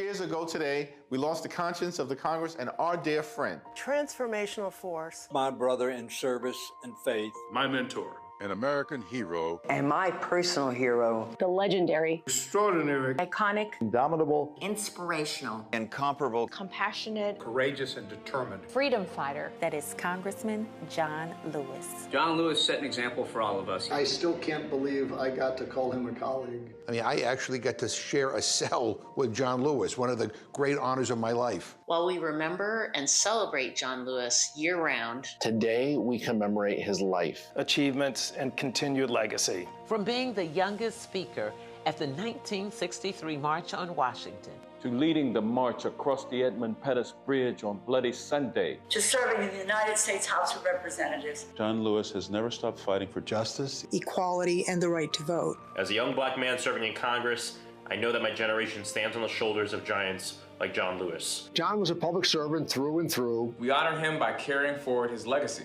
And carrying forward the legacy of John Lewis means getting into good trouble. necessary trouble. I am constantly getting into good trouble. Standing up for our democracy and for our values. Fighting in Congress against Donald Trump. When he puts himself above the law. Fighting against all the corruption and authoritarianism in America. Fighting for our communities, serving our neighbors. Like when we fought successfully to overturn Donald Trump's cuts to mental health and substance abuse funding. Like pushing back against attempts to remove black representation from right here in Congress. Fighting back against Trump's voter suppression agenda. It's why I continue to speak out against the Supreme Court's attacks on the Voting Rights Act. We will stand up, we will rise up, and we will pass the John Lewis Voting Rights Advancement Act to protect every American's right to vote. Fighting against corruption in our government and restoring trust in our institutions. I'm getting into good trouble by making sure that every working person in this country gets a fair wage and good benefits. Building a country that working people can afford. My good and necessary trouble has included making surprise oversight inspections to ICE facilities. Standing up to ISIS infringement on our rights. Challenging unjust deportation policies and fighting to keep families together. The struggle for justice did not end with John Lewis, and neither will our commitment to it. We need to show up, we need to stand up, and we need to speak up. Continuing the work to build a country where opportunity belongs to every American. This is especially important today. My House Democratic colleagues and I will keep on keeping on. And we will never stop fighting for justice, equality, and voting rights. That Brother John fought and bled for. In the pursuit of a more perfect union.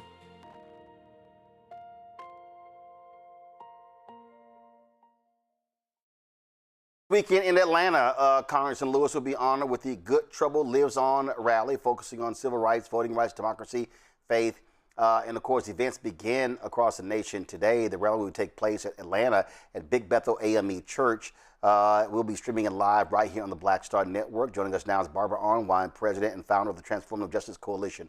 Barbara, glad to have you here. Y'all have been holding these events, honoring Congressman Lewis, continuing his legacy.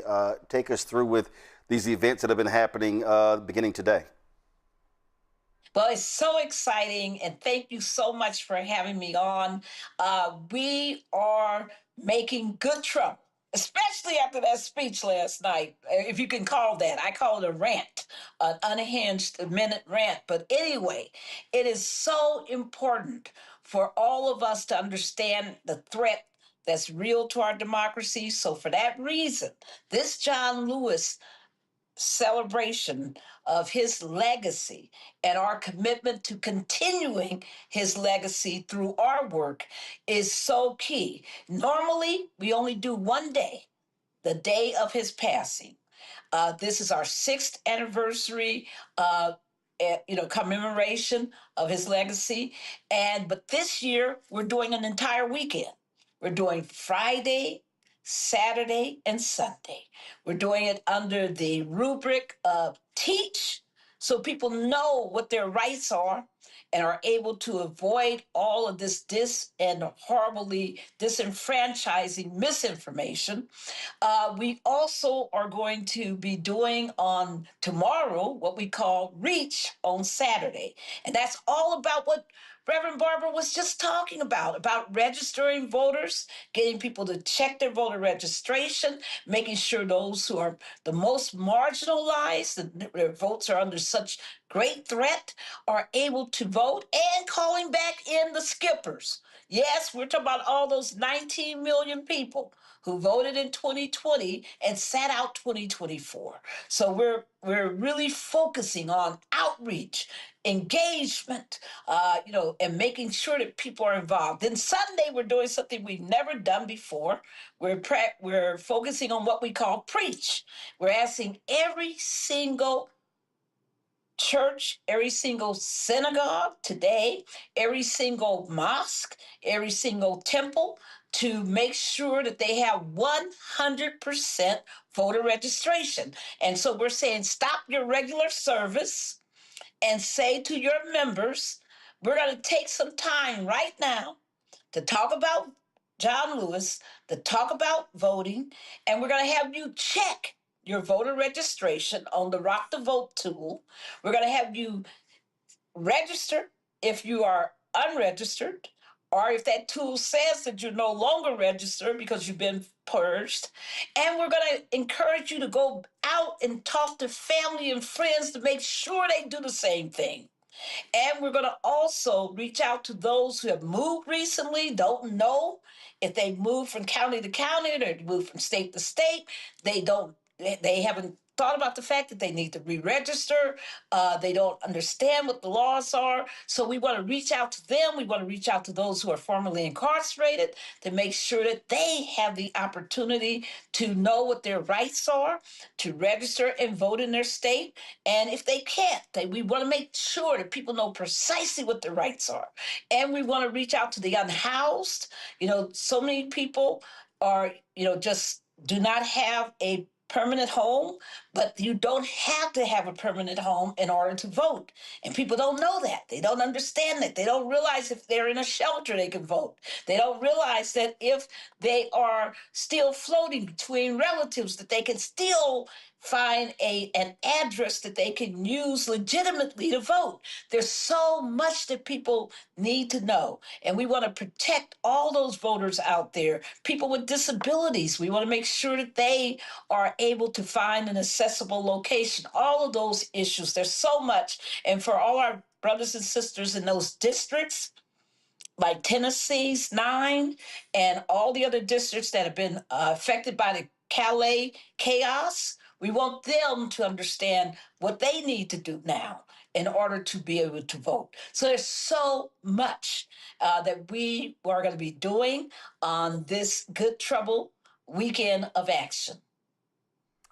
When you talk about this event, it's really a continuation of what we've seen coming out of Montgomery. That was an event that took place in Harlem. Yes. And so there were other activations that took place on the ground in Louisiana, and Alabama, other places as well, Mississippi too. And so is that what the emphasis is again, constantly driving this agenda? Yes, it's 700 events that will be taking place. And actually, it's more than 700 because not everybody registers their event. But there will be at least 700 events nationwide. And this is a continuation. Now, we're calling this Freedom Summer, right? Freedom Summer 2026. We're part of that. But we're also picking up what I call movement convergence. So we're working with labor groups. We're working with No Kings, with Indivisible. We're bringing in all kinds of groups into a common juggernaut to fight for our voting rights. So there's a lot here. I'm so grateful for all the many, many organizations. We've had, almost 200 partners who have come together to be part of this. And the one good thing is that all of us are committed to keeping it going. This is just one stop. Just like Montgomery was one stop, Jackson was one stop, just like Tennessee was a stop, just like South Carolina was a stop them, just like Georgia was a stop them. We are determined to fight for it every single day through November 3rd and beyond, because this is going to be a fight. If he's trying to take away mail-in balloting, 45 million people used mail-in balloting in 2024. 45 million. Not half of the electorate, but a whole big segment of the electorate. And I think people need to understand how critical it is for us to be out there making sure that voters are not only educated, not only registered, but very strongly protected. Again, folks, it's taking place. First of all, where do people sign up? This is what I have, right? This is the flyer that I have. So the rally starts at what time tomorrow? It starts at 10 a.m. in the morning because we're in hot Atlanta, folks. Okay, so this is Atlanta. All right, so this actually was the earlier flyer that says 12. So it's beginning at 10 a.m. beginning at 10 a.m. tomorrow, in the location. Yes, we'll be at Big Bethel AME Church at 220 Auburn Avenue, Northeast, and we're encouraging people to come to the parking lot where we'll be holding this huge gathering, and we want everybody to come. Bring your children, come. Bring your friends, come.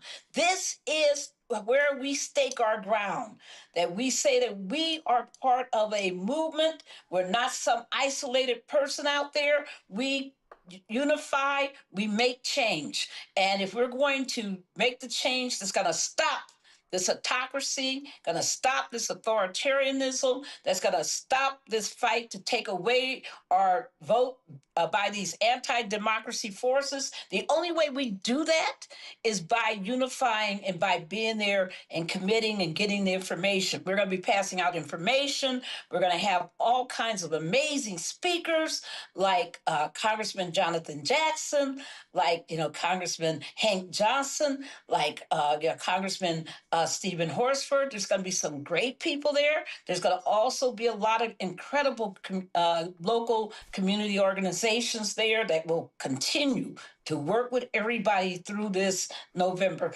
I'm so excited. I've been watching the videos of actions that happened today, that are still happening today. And it's just beautiful to see how people are coming together to honor John Lewis's legacy through real good trouble, real good hard work. And we are determined. We will never, as he said, we'll never give in. We will never give up. This fight is ours to win. All right, then. So again, folks, this is taking place 10 a.m. Tomorrow in Atlanta. If you can't make it and if you're out of the city, we will be live streaming it right here on the Black Star Network beginning at 10 a.m. Eastern. And so this is actually the update. Go to my iPad. You see it right here.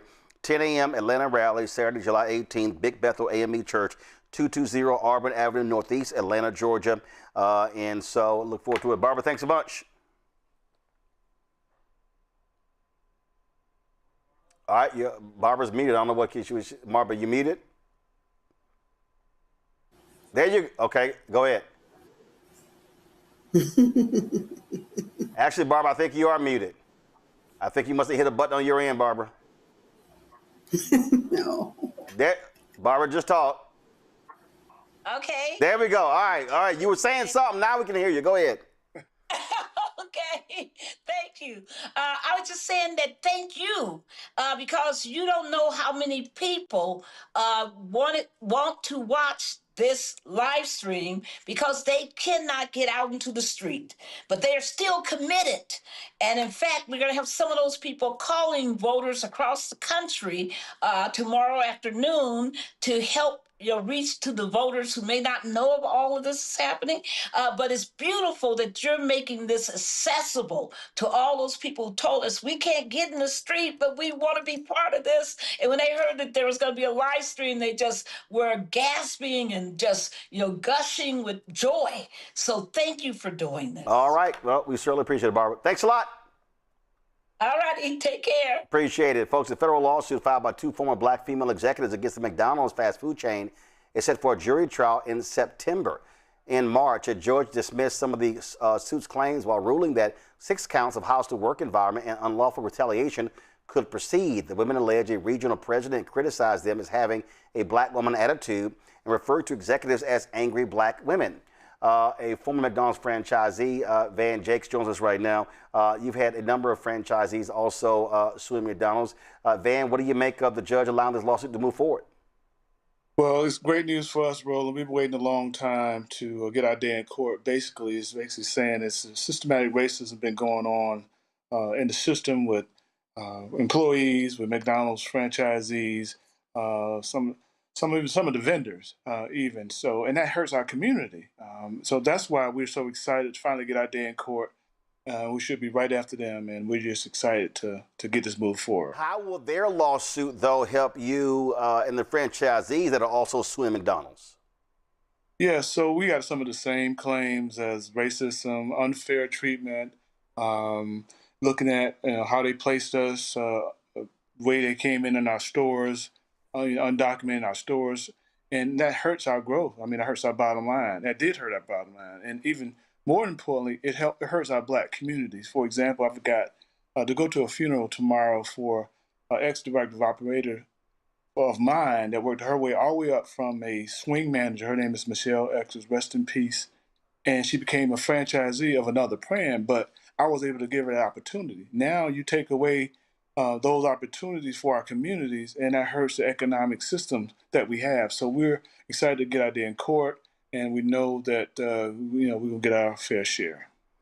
One of the things that I've heard from folks is that so much has changed with McDonald's since Don Thompson was forced to resign as CEO. He spent about 18 months there, was CEO worldwide, worked himself up. And of course was known all around the country. Again, for an African American to rise to become the CEO of McDonald's was a huge accomplishment. And so, your thoughts on that? Because there were a number of executives that Don put in charge, African Americans at McDonald's. Yeah, so we can actually go back and put a pin on when things started to change, and that exactly. I think we met with Don. You had dinner with us one time in Chicago, I believe, and when he left, we could see. Basically, they even told us in a meeting that the train is leaving the station. You're gonna have fewer operators with fewer stores. What does that mean? That means that the bottom of the barrel was us, the black operators, because we started late, so we had less stores. So they were going to systematically get rid of us as they move this thing forward. For example, here in Atlanta, we had 32 black operators. Now there's 10. Then the store count might be close, but you got one black operator with 20 stores versus 5 black operators with 5 stores. Now, in their communities, that hurts so much because you can't get to that one operator, but you can get to at least 1 or 2 of those 5 operators.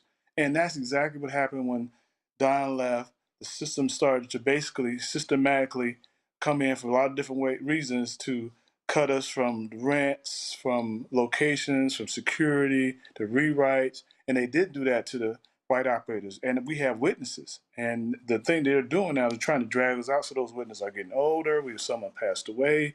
Some of them are not coherent, and I know that's for a fact. I still have a couple operators that my witnesses are still in the system that will testify, but we got to get out there in court. So that's what we're hoping for. Real quick, questions from the panel. Matt, you first.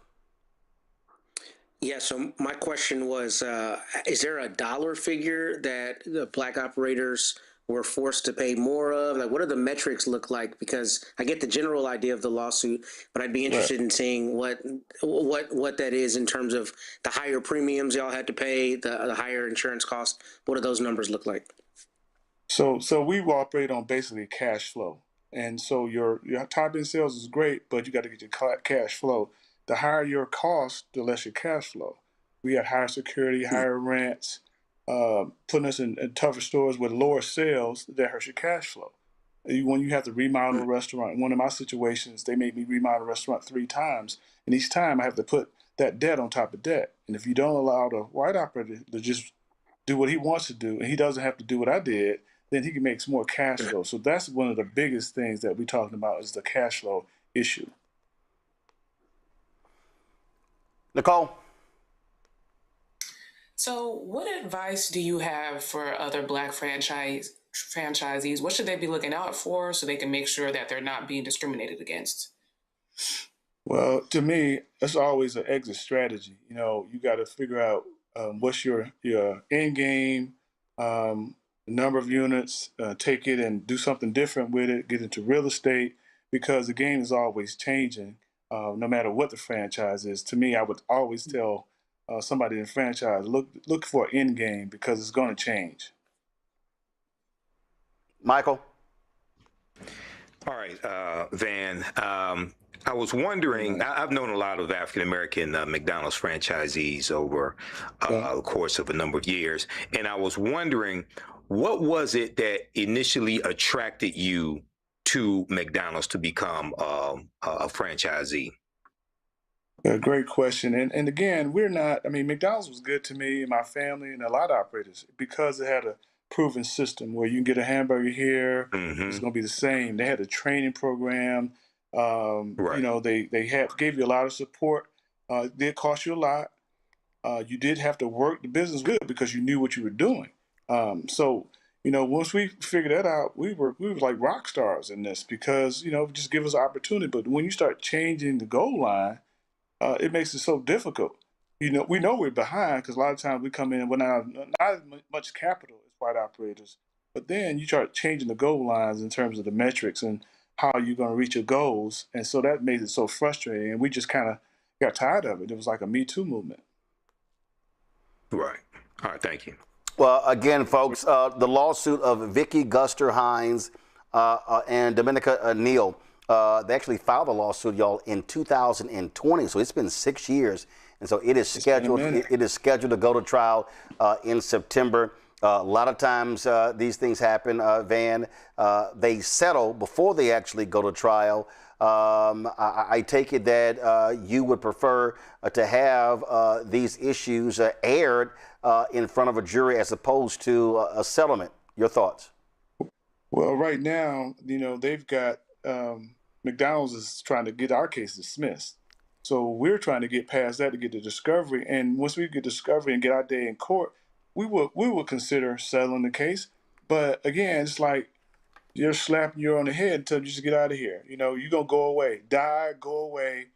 We push it off as long as we can. That's kind of is a frustrating part. So we're like, okay, let's go to court. We got some great trial lawyers. We'd love to go to court, but we wouldn't be opposed for a settlement. But we're not even close to that because we got to get the judge to rule that we can move our case forward, and then we get the discovery.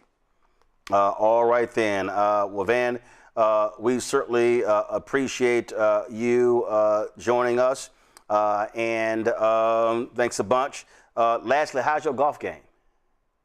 Well, we played today. It's hot down here. I got fans on my golf cart. I'm from Houston. It ain't hot. Stop being soft. Okay. Stop being soft. Okay. All right. Well, we look for you to come back down here. We had a great time. Oh, yeah. I'll be back. All right. I appreciate it. Thank you, guys. All right. Thanks a bunch. Folks, last night we covered the recent break-in of the Harriet Tubman Museum and Educational Center in Cambridge, Maryland. And, of course, we were talking about the issues they had there. And I put out there that, hey, you know what? We need to lift them up to raise $50,000 to get it reopened, security system, repair the door. And so then we put it out there and said, hey, let's try to raise $10,000 in the next 24 hours. And so even before we went off the air, we were talking with Linda Harris. People were already donating, and people were commenting on social media. So Linda joins us right now. And so, Linda, how you doing? How have the last 24 hours gone? Unbelievable. Listen, by midnight last night, let me give you the numbers. I looked at the analytics. We got 286 people donating a total of $10,925. All right, then. Now, but wait a second. Now through 7 o'clock today, we increased that number by to 324 people, and for a total of $16,163. So 324 people, $16,163. That is awesome. That is awesome. It's awesome, and you are a saint, okay? I just want you to, if no one told you that today, know that you're a saint, and I'm grateful beyond words. And see, remember, you put that 25,000 figure out, and so we only 7,000. We only 7,000 away from hitting that figure. So we're on our way to the 50. I know. Let me see if he posted it. I'm not gonna see. Oh, give me 1 second. Let's see, because I hit a number of big time media folks and others, letting them know what we were doing and telling them to share it. And so I'll double check. One of them, Michael Strahan told me he was definitely going to put it out there. I'm looking for his social to see what he did, and there's some other ones as well. So what we're going to do is that's 24 hours. And so what my hope is for us to continue to push this over the weekend. I'm going to tell people so far 325 people have donated, 16,163, and so we're going to push folks to do that. And so what we'll do is we're going to have you back on Monday, and hopefully we will have hit the $50,000 goal by Monday. Oh my!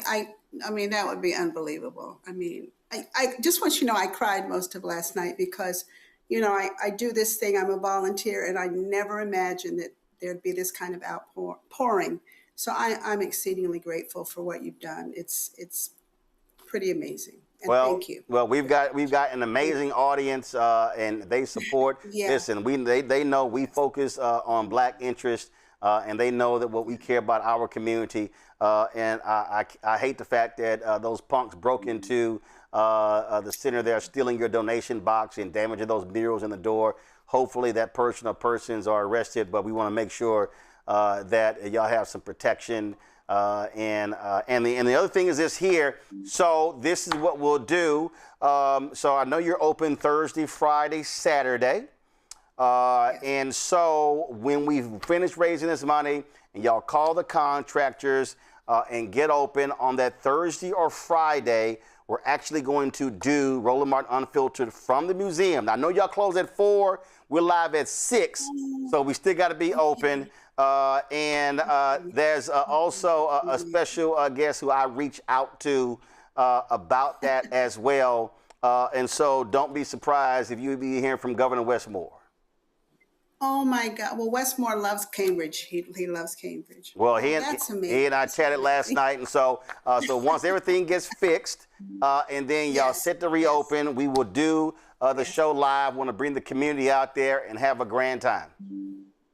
Well, you got to promise to walk with me on the Underground Railroad. You know, I've walked it, so you got to walk with me. Okay, that ain't no problem. Just so you know. First of all, that would be amazing. First of all, how far are we walking? So only about 3 miles.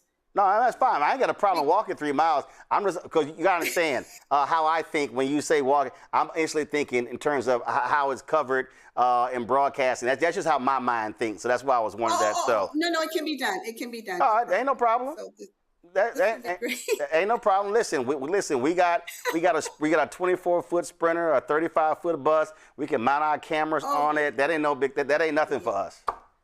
Oh, that'll be amazing. That'll be amazing. All right. Let me just say, Monday I won't be out. I'm going to Portugal. I'm also a musician, so I'm going to Portugal to perform. So I won't. That's be fine. Monday. So have I'll somebody send us an email. Okay, I'll send you an email. Send us an email, and so we can tell folks on Monday. But we're gonna set a goal. We raised $16,000 in 24 hours. Let's hit that $50,000 for everybody. If you're watching tonight and you were not watching last night. Our goal is to get this museum reopened. They need to get a new door, fix murals, put a new security system in. This is their website right here. This is their website for you to give. So you go to the donate page. We want you to do is we want you to go to the donate page. It's HarrietTubmanMuseumCenter.org. And then when you click donate now, there's a button on there that you can actually click. That says, you'll see it right there, donate in the name of, and just put hashtag Roland Martin Unfiltered. Put hashtag Roland Martin Unfiltered, there as well. And Linda and her team, and again, Linda, if y'all don't have anybody on the website to work on it, just hit me. I have web people, so we can make sure, help y'all to get a PayPal, Venmo, Zelle, and Cash App account open so y'all can take those donations, because I guarantee you have that, your donations are going to go even a lot faster. Okay, I've already put that in motion. All right, so once we got it on the site, we'll push it out there. And so we are well on our way to 50 grand. We appreciate it. Oh, you're appreciated. Thank you so much. God bless you. All right, thanks a bunch. Thanks a bunch. Okay. Go to our panel here. You know, Michael, we talk about history and why it's important. And one of the things that we keep saying is that, we discussed this last time as well, is that, you know, we can't count on cities, states, federal government funding and controlling our history, our museums. You got the Charles Wright Museum there in Detroit. You've got other museums across the country. There's a revolutionary, I mean, you got statues as well. And one of the things that I try to do whenever I travel, if I see a black statue or a monument or something like that, I'm always taking a photo, posting it. Because, you know, you got them racist daughters of the Confederacy. They put up all them monuments all around the country, these Confederate folks. But you know what? It's a lot of different monuments of African Americans in museums that we need to be aware of. So when we travel, hey, just take some time out of your schedule, pop by, visit, make a donation, see it, and then go back. And go back to your vacation or your travels. Absolutely, Roland. You know, freedom isn't free, and the history of African Americans is not free either. It has to be financed. It has to be preserved. It has to be documented. So, you know, I really appreciate what Sister Linda Harris is doing and everybody there. But we need to make this type of museum, the Harriet Tubman Museum and Educational Center, we need to make that a destination when we go on vacation, not something that we do to try to waste a couple of hours or fill in the gap. But we cannot rely, especially in this society, when we see the tax on DEI, when we see the cutbacks in corporate funding for African-American events and organizations, we cannot rely upon white people to finance the preserving of African-American history. So you only protect what you respect. So we have to put our money where our mouth is and support initiatives like this. Absolutely. Nicole. You know, you're right. We absolutely cannot trust them with our history, and we never could. You know, we see what this administration is doing with the Smithsonian museums. I actually went to the National Museum of African American History a few weeks ago, and you could see the differences. They also don't want to teach us our history in schools. They're trying to act like slavery never happened. So we have to take history into our own hands. And if we want the next generation to know what's really going on and what has really happened in the United States, then we have to make sure that we're putting our money where it needs to be and that we're being intentional about where we travel. Matt? Well, and first I want to commend you, Roland, for the way you've helped the museum and helped donate, or rather generate donations to them. It's really an extraordinary thing, and I want to commend you and your team for using the platform for that. The only thing I'll add to my fellow panelists is just, you know, there is a moral duty in curation if you're doing it the right way, and we have to support the people who are preserving this history, because as Nicole just said, we see it not only happening in museums, we see it happening in schools. We're losing places in society where there's truth and where there's honor to, you know, show the past for our people, particularly because it's being attacked. So it's imperative that we preserve it, and I'm glad this museum is, and I want to commend you and your team for what you've done in your efforts in helping them rebuild after this tragedy. Well, folks, again, we launched a goal to raise $10,000 in 24 hours. 324 donors have raised $16,163. And so we're going to keep it going. I want all of y'all to reshare, repost, push it out yourself over the weekend, and to not listen, my social media and so many others. And so, y'all, we can let's hit 50,000.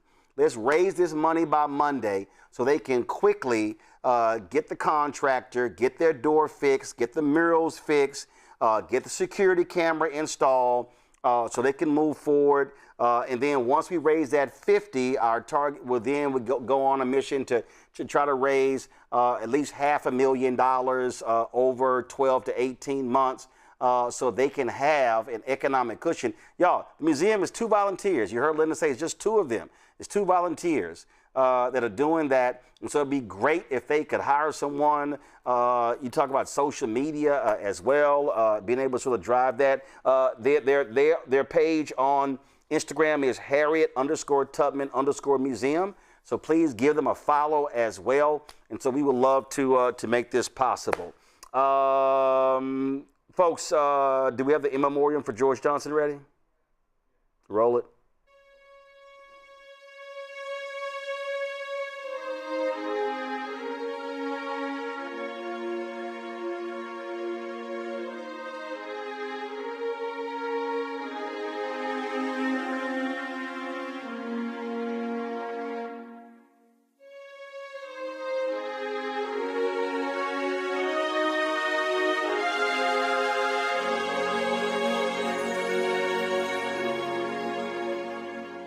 The pioneer George Johnson, of course, who Ultra Sheen, Johnson Products, pioneer in the hair care industry, was laid to rest today at Trinity United Church of Christ in Chicago. A number of people streamed it. I'm actually trying to get the church to send me the link so we can restream it here on the Black Star Network. So many people, of course, remembered him as a legendary figure and the family owning it and the work that they did. And I didn't bring it in, but his book, I just got a copy of it as he talks about his history. And of course, if you black, you remember, because they had these, yes, you know I went and dug up one. They had these bottles. They were in green and blue, Ultra Sheen. Matt, it's a long time since he used Ultra Sheen. Same for Michael. But Ultra Sheen, Matt, do you remember Ultra Sheen? You know, it's funny. I can think of it on my mom's bathroom counter. So I don't know that I used it, but my mom definitely did. Probably still is. There you go. So he was laid to rest today in Chicago. John Rogers of Era Capital, founder of Era Capital, spoke at his homegoing service. This is what he said. Well, good morning. Thank you, Madeline, for inviting me to join in celebrating George's life and legacy, and for the love and joy you brought to him in these later years. I also want to acknowledge Eric, John, Petey, and Joni, his grandchildren, great-grandchildren, and his many dear friends that are here today.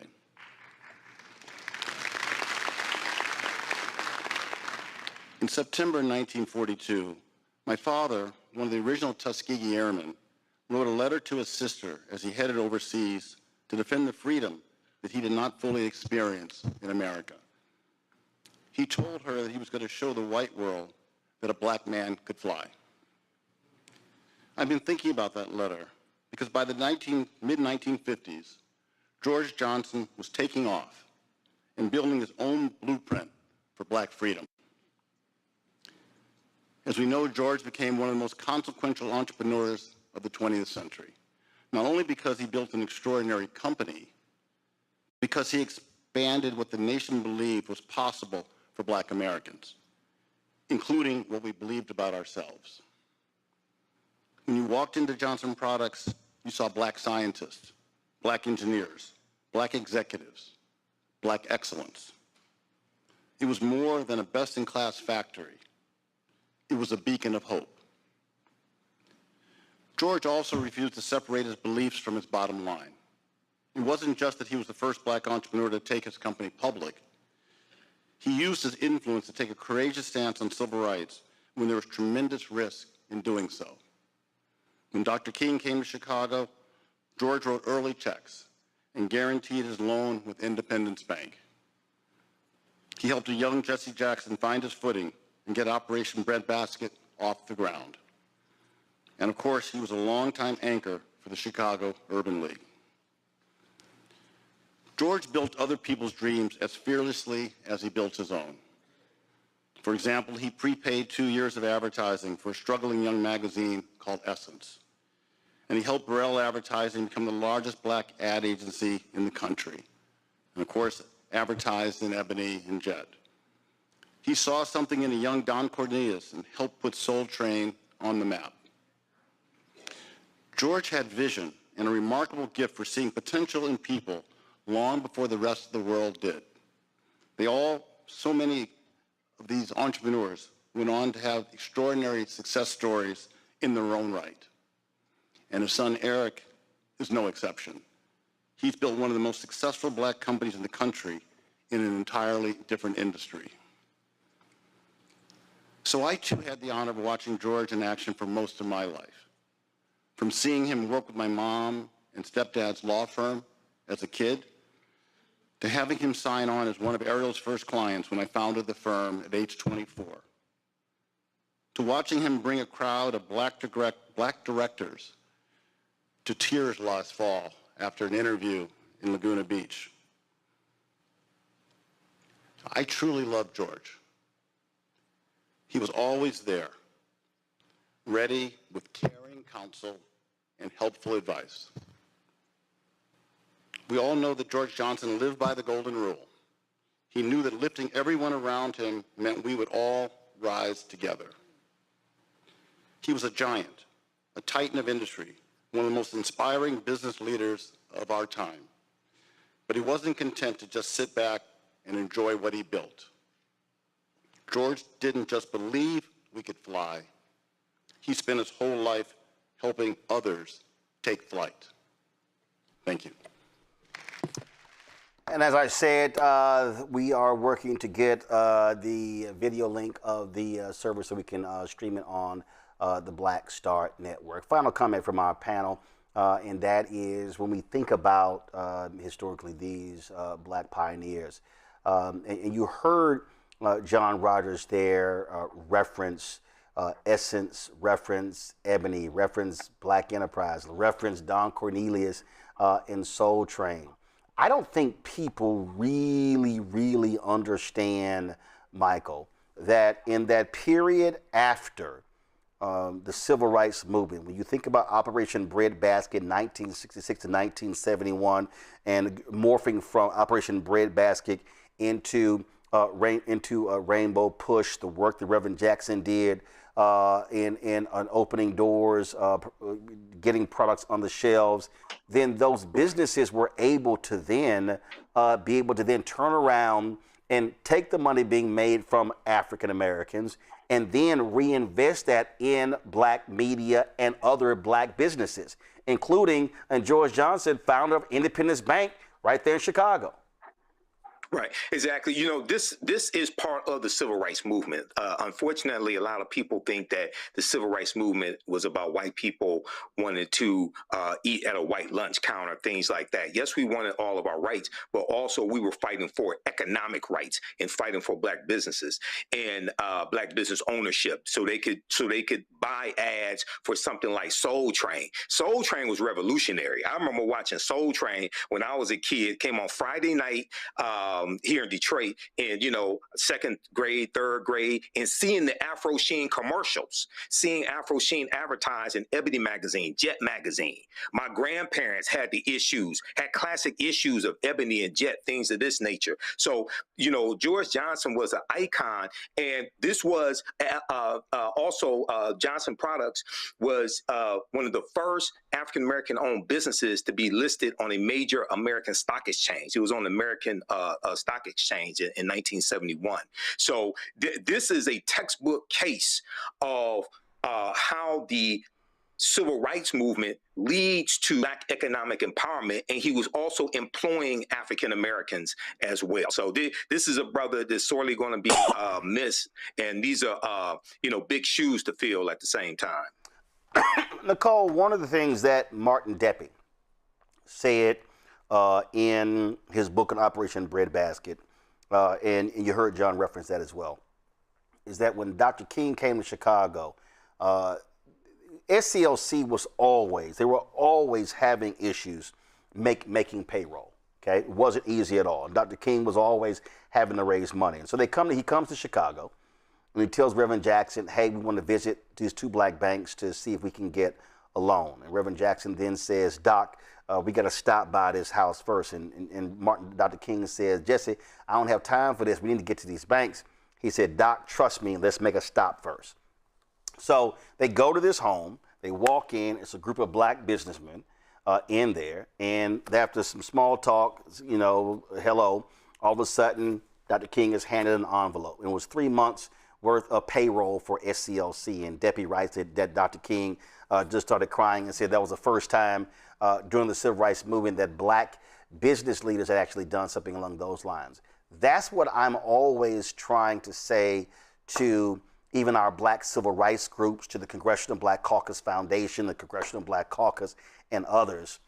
If they are using their power to open up the economic levers for black businesses, we then in turn can reinvest and sow into our organizations to keep doing the work. Now, unfortunately, some black folks didn't do that with Reverend Jackson, Rainbow Push, and others, and that to me is a fundamental problem. But the reality is black business owners need activists in the civil rights groups, again, shaking those trees to open the doors, as opposed to us sort of just standing here by ourselves. I've said that if the Urban League, the NAACP, if they challenge Pepsi, Coca-Cola, McDonald's, AT&T, and all these Fortune 500 companies, even when it comes to black-owned media, we talk about use of black law firms, black accounting firms, bond firms, PR firms, catering companies, transportation companies. You would see an infusion of billions of dollars into African-American businesses, and we know who we hire, and so all of a sudden now you're impacting families being hired as well. That's how community economics works, and George Johnson understood that. Yeah, and I think, you know, people forget that we had to fund the civil rights movement and movements since then. You know, we celebrate these black millionaires and these black billionaires for whatever reason, but where is that money going? That money needs to be circulating in the black community and funding movements that will help us get more freedom in this country. Now, aside from that, his products also, you know, made us feel beautiful. They were staples in our homes, and he also made us feel seen, not only through his products, but like you said, magazines that our grandmothers and grandfathers read and trickled down to younger generations like us. He also proved that black consumers are important and that we do have a place in the market. So he was a pioneer, and black executives today should be looking at him as a model for how they should operate. And I'll lastly say that I have some Ultrasheen in my bathroom right now. I know none of y'all ain't never used it, but it actually works. There you go. Matt? Yeah, I mean, that's the line actually that stuck out to me the most, was that he built other people's dreams just as vigorously as he built his own. I think he said something to that effect.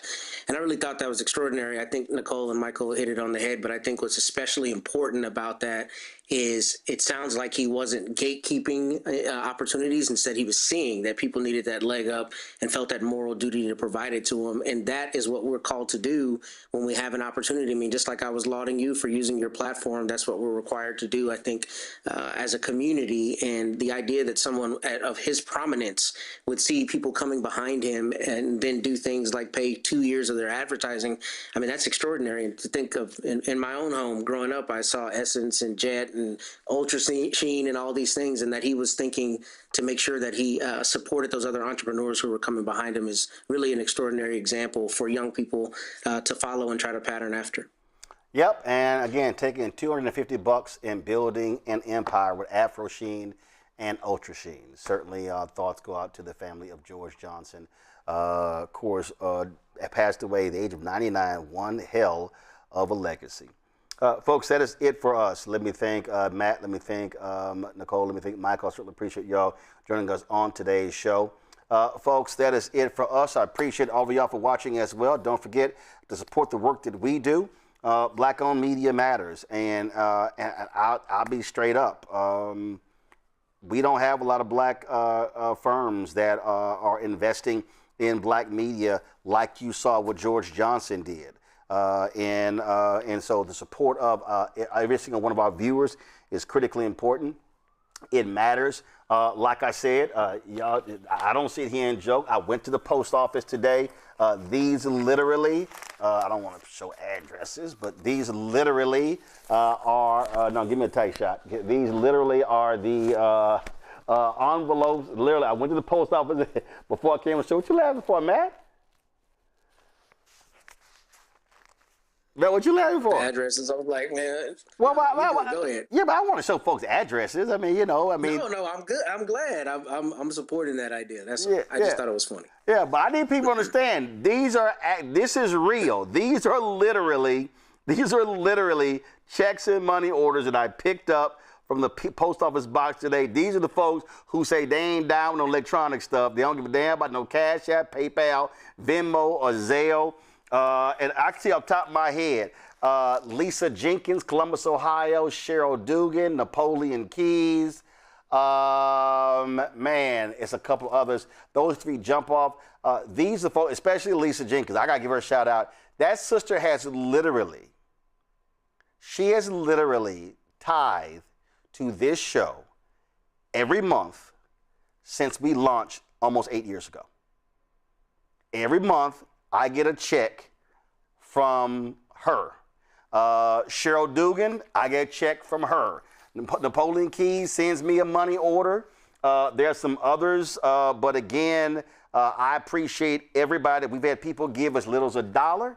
People give as much as the biggest donation we got from an individual was $100,000. We had a brother who hit us one day who said, man, YouTube buffering too much. I heard you building an app. Here's $5,000 for your app. And just like with the Harriet Tubman Museum, this is really what I need people to understand. Because when I say we haven't had entertainer, we only had 2 entertainers.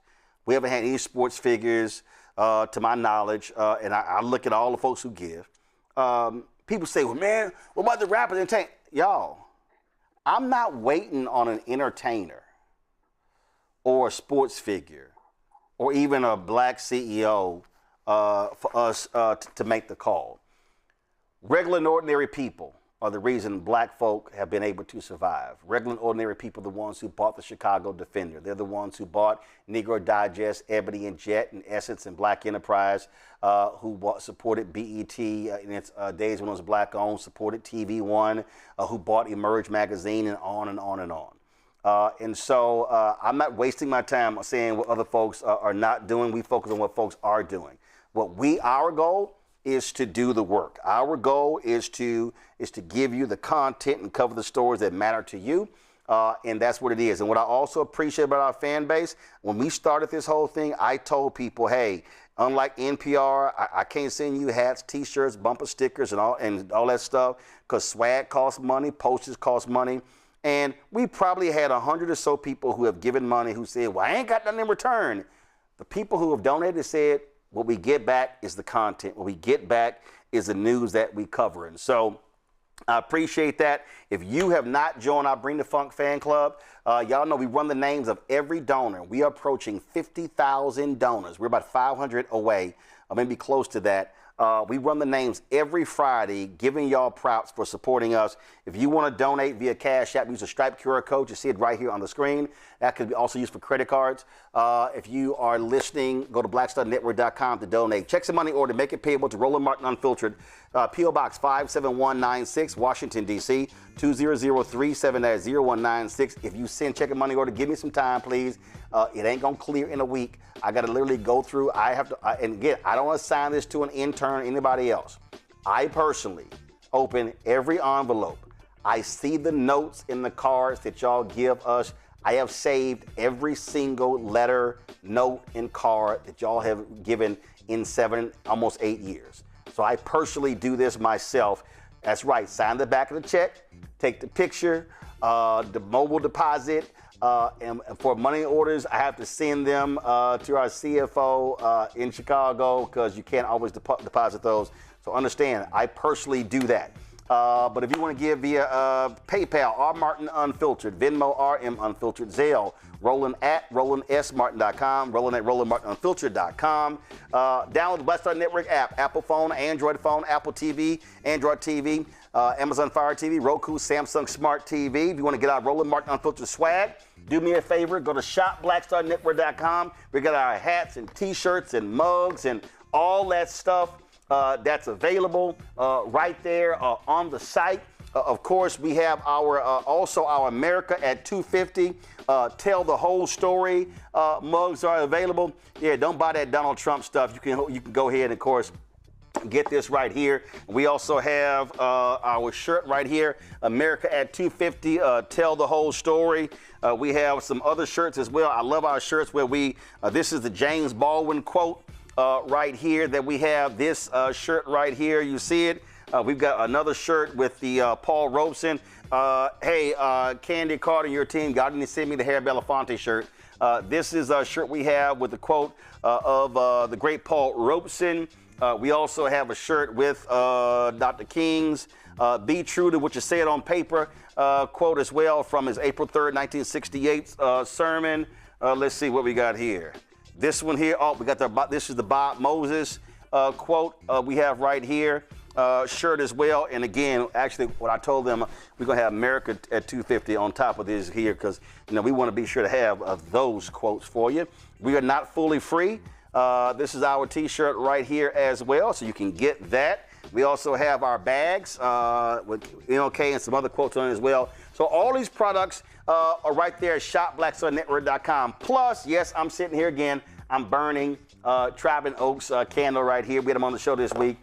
You can get their products at shopblackstarnetwork.com. All the products you see right here are black-owned companies. All of those companies are available on our shopblackstarnetwork.com website. When you buy products from there, you're also supporting this show as well. So we appreciate you supporting those products. And shout out to Alabama State. This is one, I think it's Alabama State. What am I wearing? Yes. Their slogan, where history is made. So this Alabama State shirt, their vote shirt, I got this when I was down there, so I appreciate it.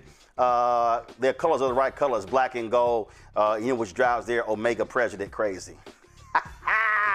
Yes, I'm King Petty. All right, that's it for us. I appreciate it. I'll see y'all on Monday right here. Oh, last thing, if you live in D.C., New York City, the whole East Coast, I need you to wear a mask this weekend.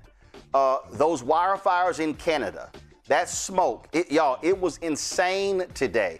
I made a video, a 1 minute and 2 second video outside of the post office and could barely get through it, started choking. So that smoke is all over the East Coast. If you're gonna be outside for literally longer than 2 or 3 minutes, please wear a mask. It is not, the air quality conditions are horrendous. So between the air quality and the heat index, the numbers are they're at dangerous levels. I was on the New York Times website.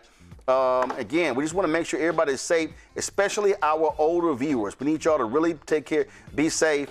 I was sitting here, let me see it. I saw it on the website. You see right here. Watch the smoke move across North America from space. You see right here, the heat index in Houston is at a dangerous level. Jacksonville, dangerous level. Chicago is at a dangerous level. And this right here is so you see that smoke. That smoke is how it is moving all across the country. So please, y'all, be careful, protect your lungs. If you have asthma, absolutely. My mom has asthma, take precautions. We do not want y'all to be ill. Y'all, thanks a bunch. And I know it's ticking me off because I had plans to play golf this weekend. That ain't gonna happen because the air is really bad outside. All right, folks, that's it. I'll see y'all on Monday. Roland Martin Unfiltered on the Black Star Network. Holla!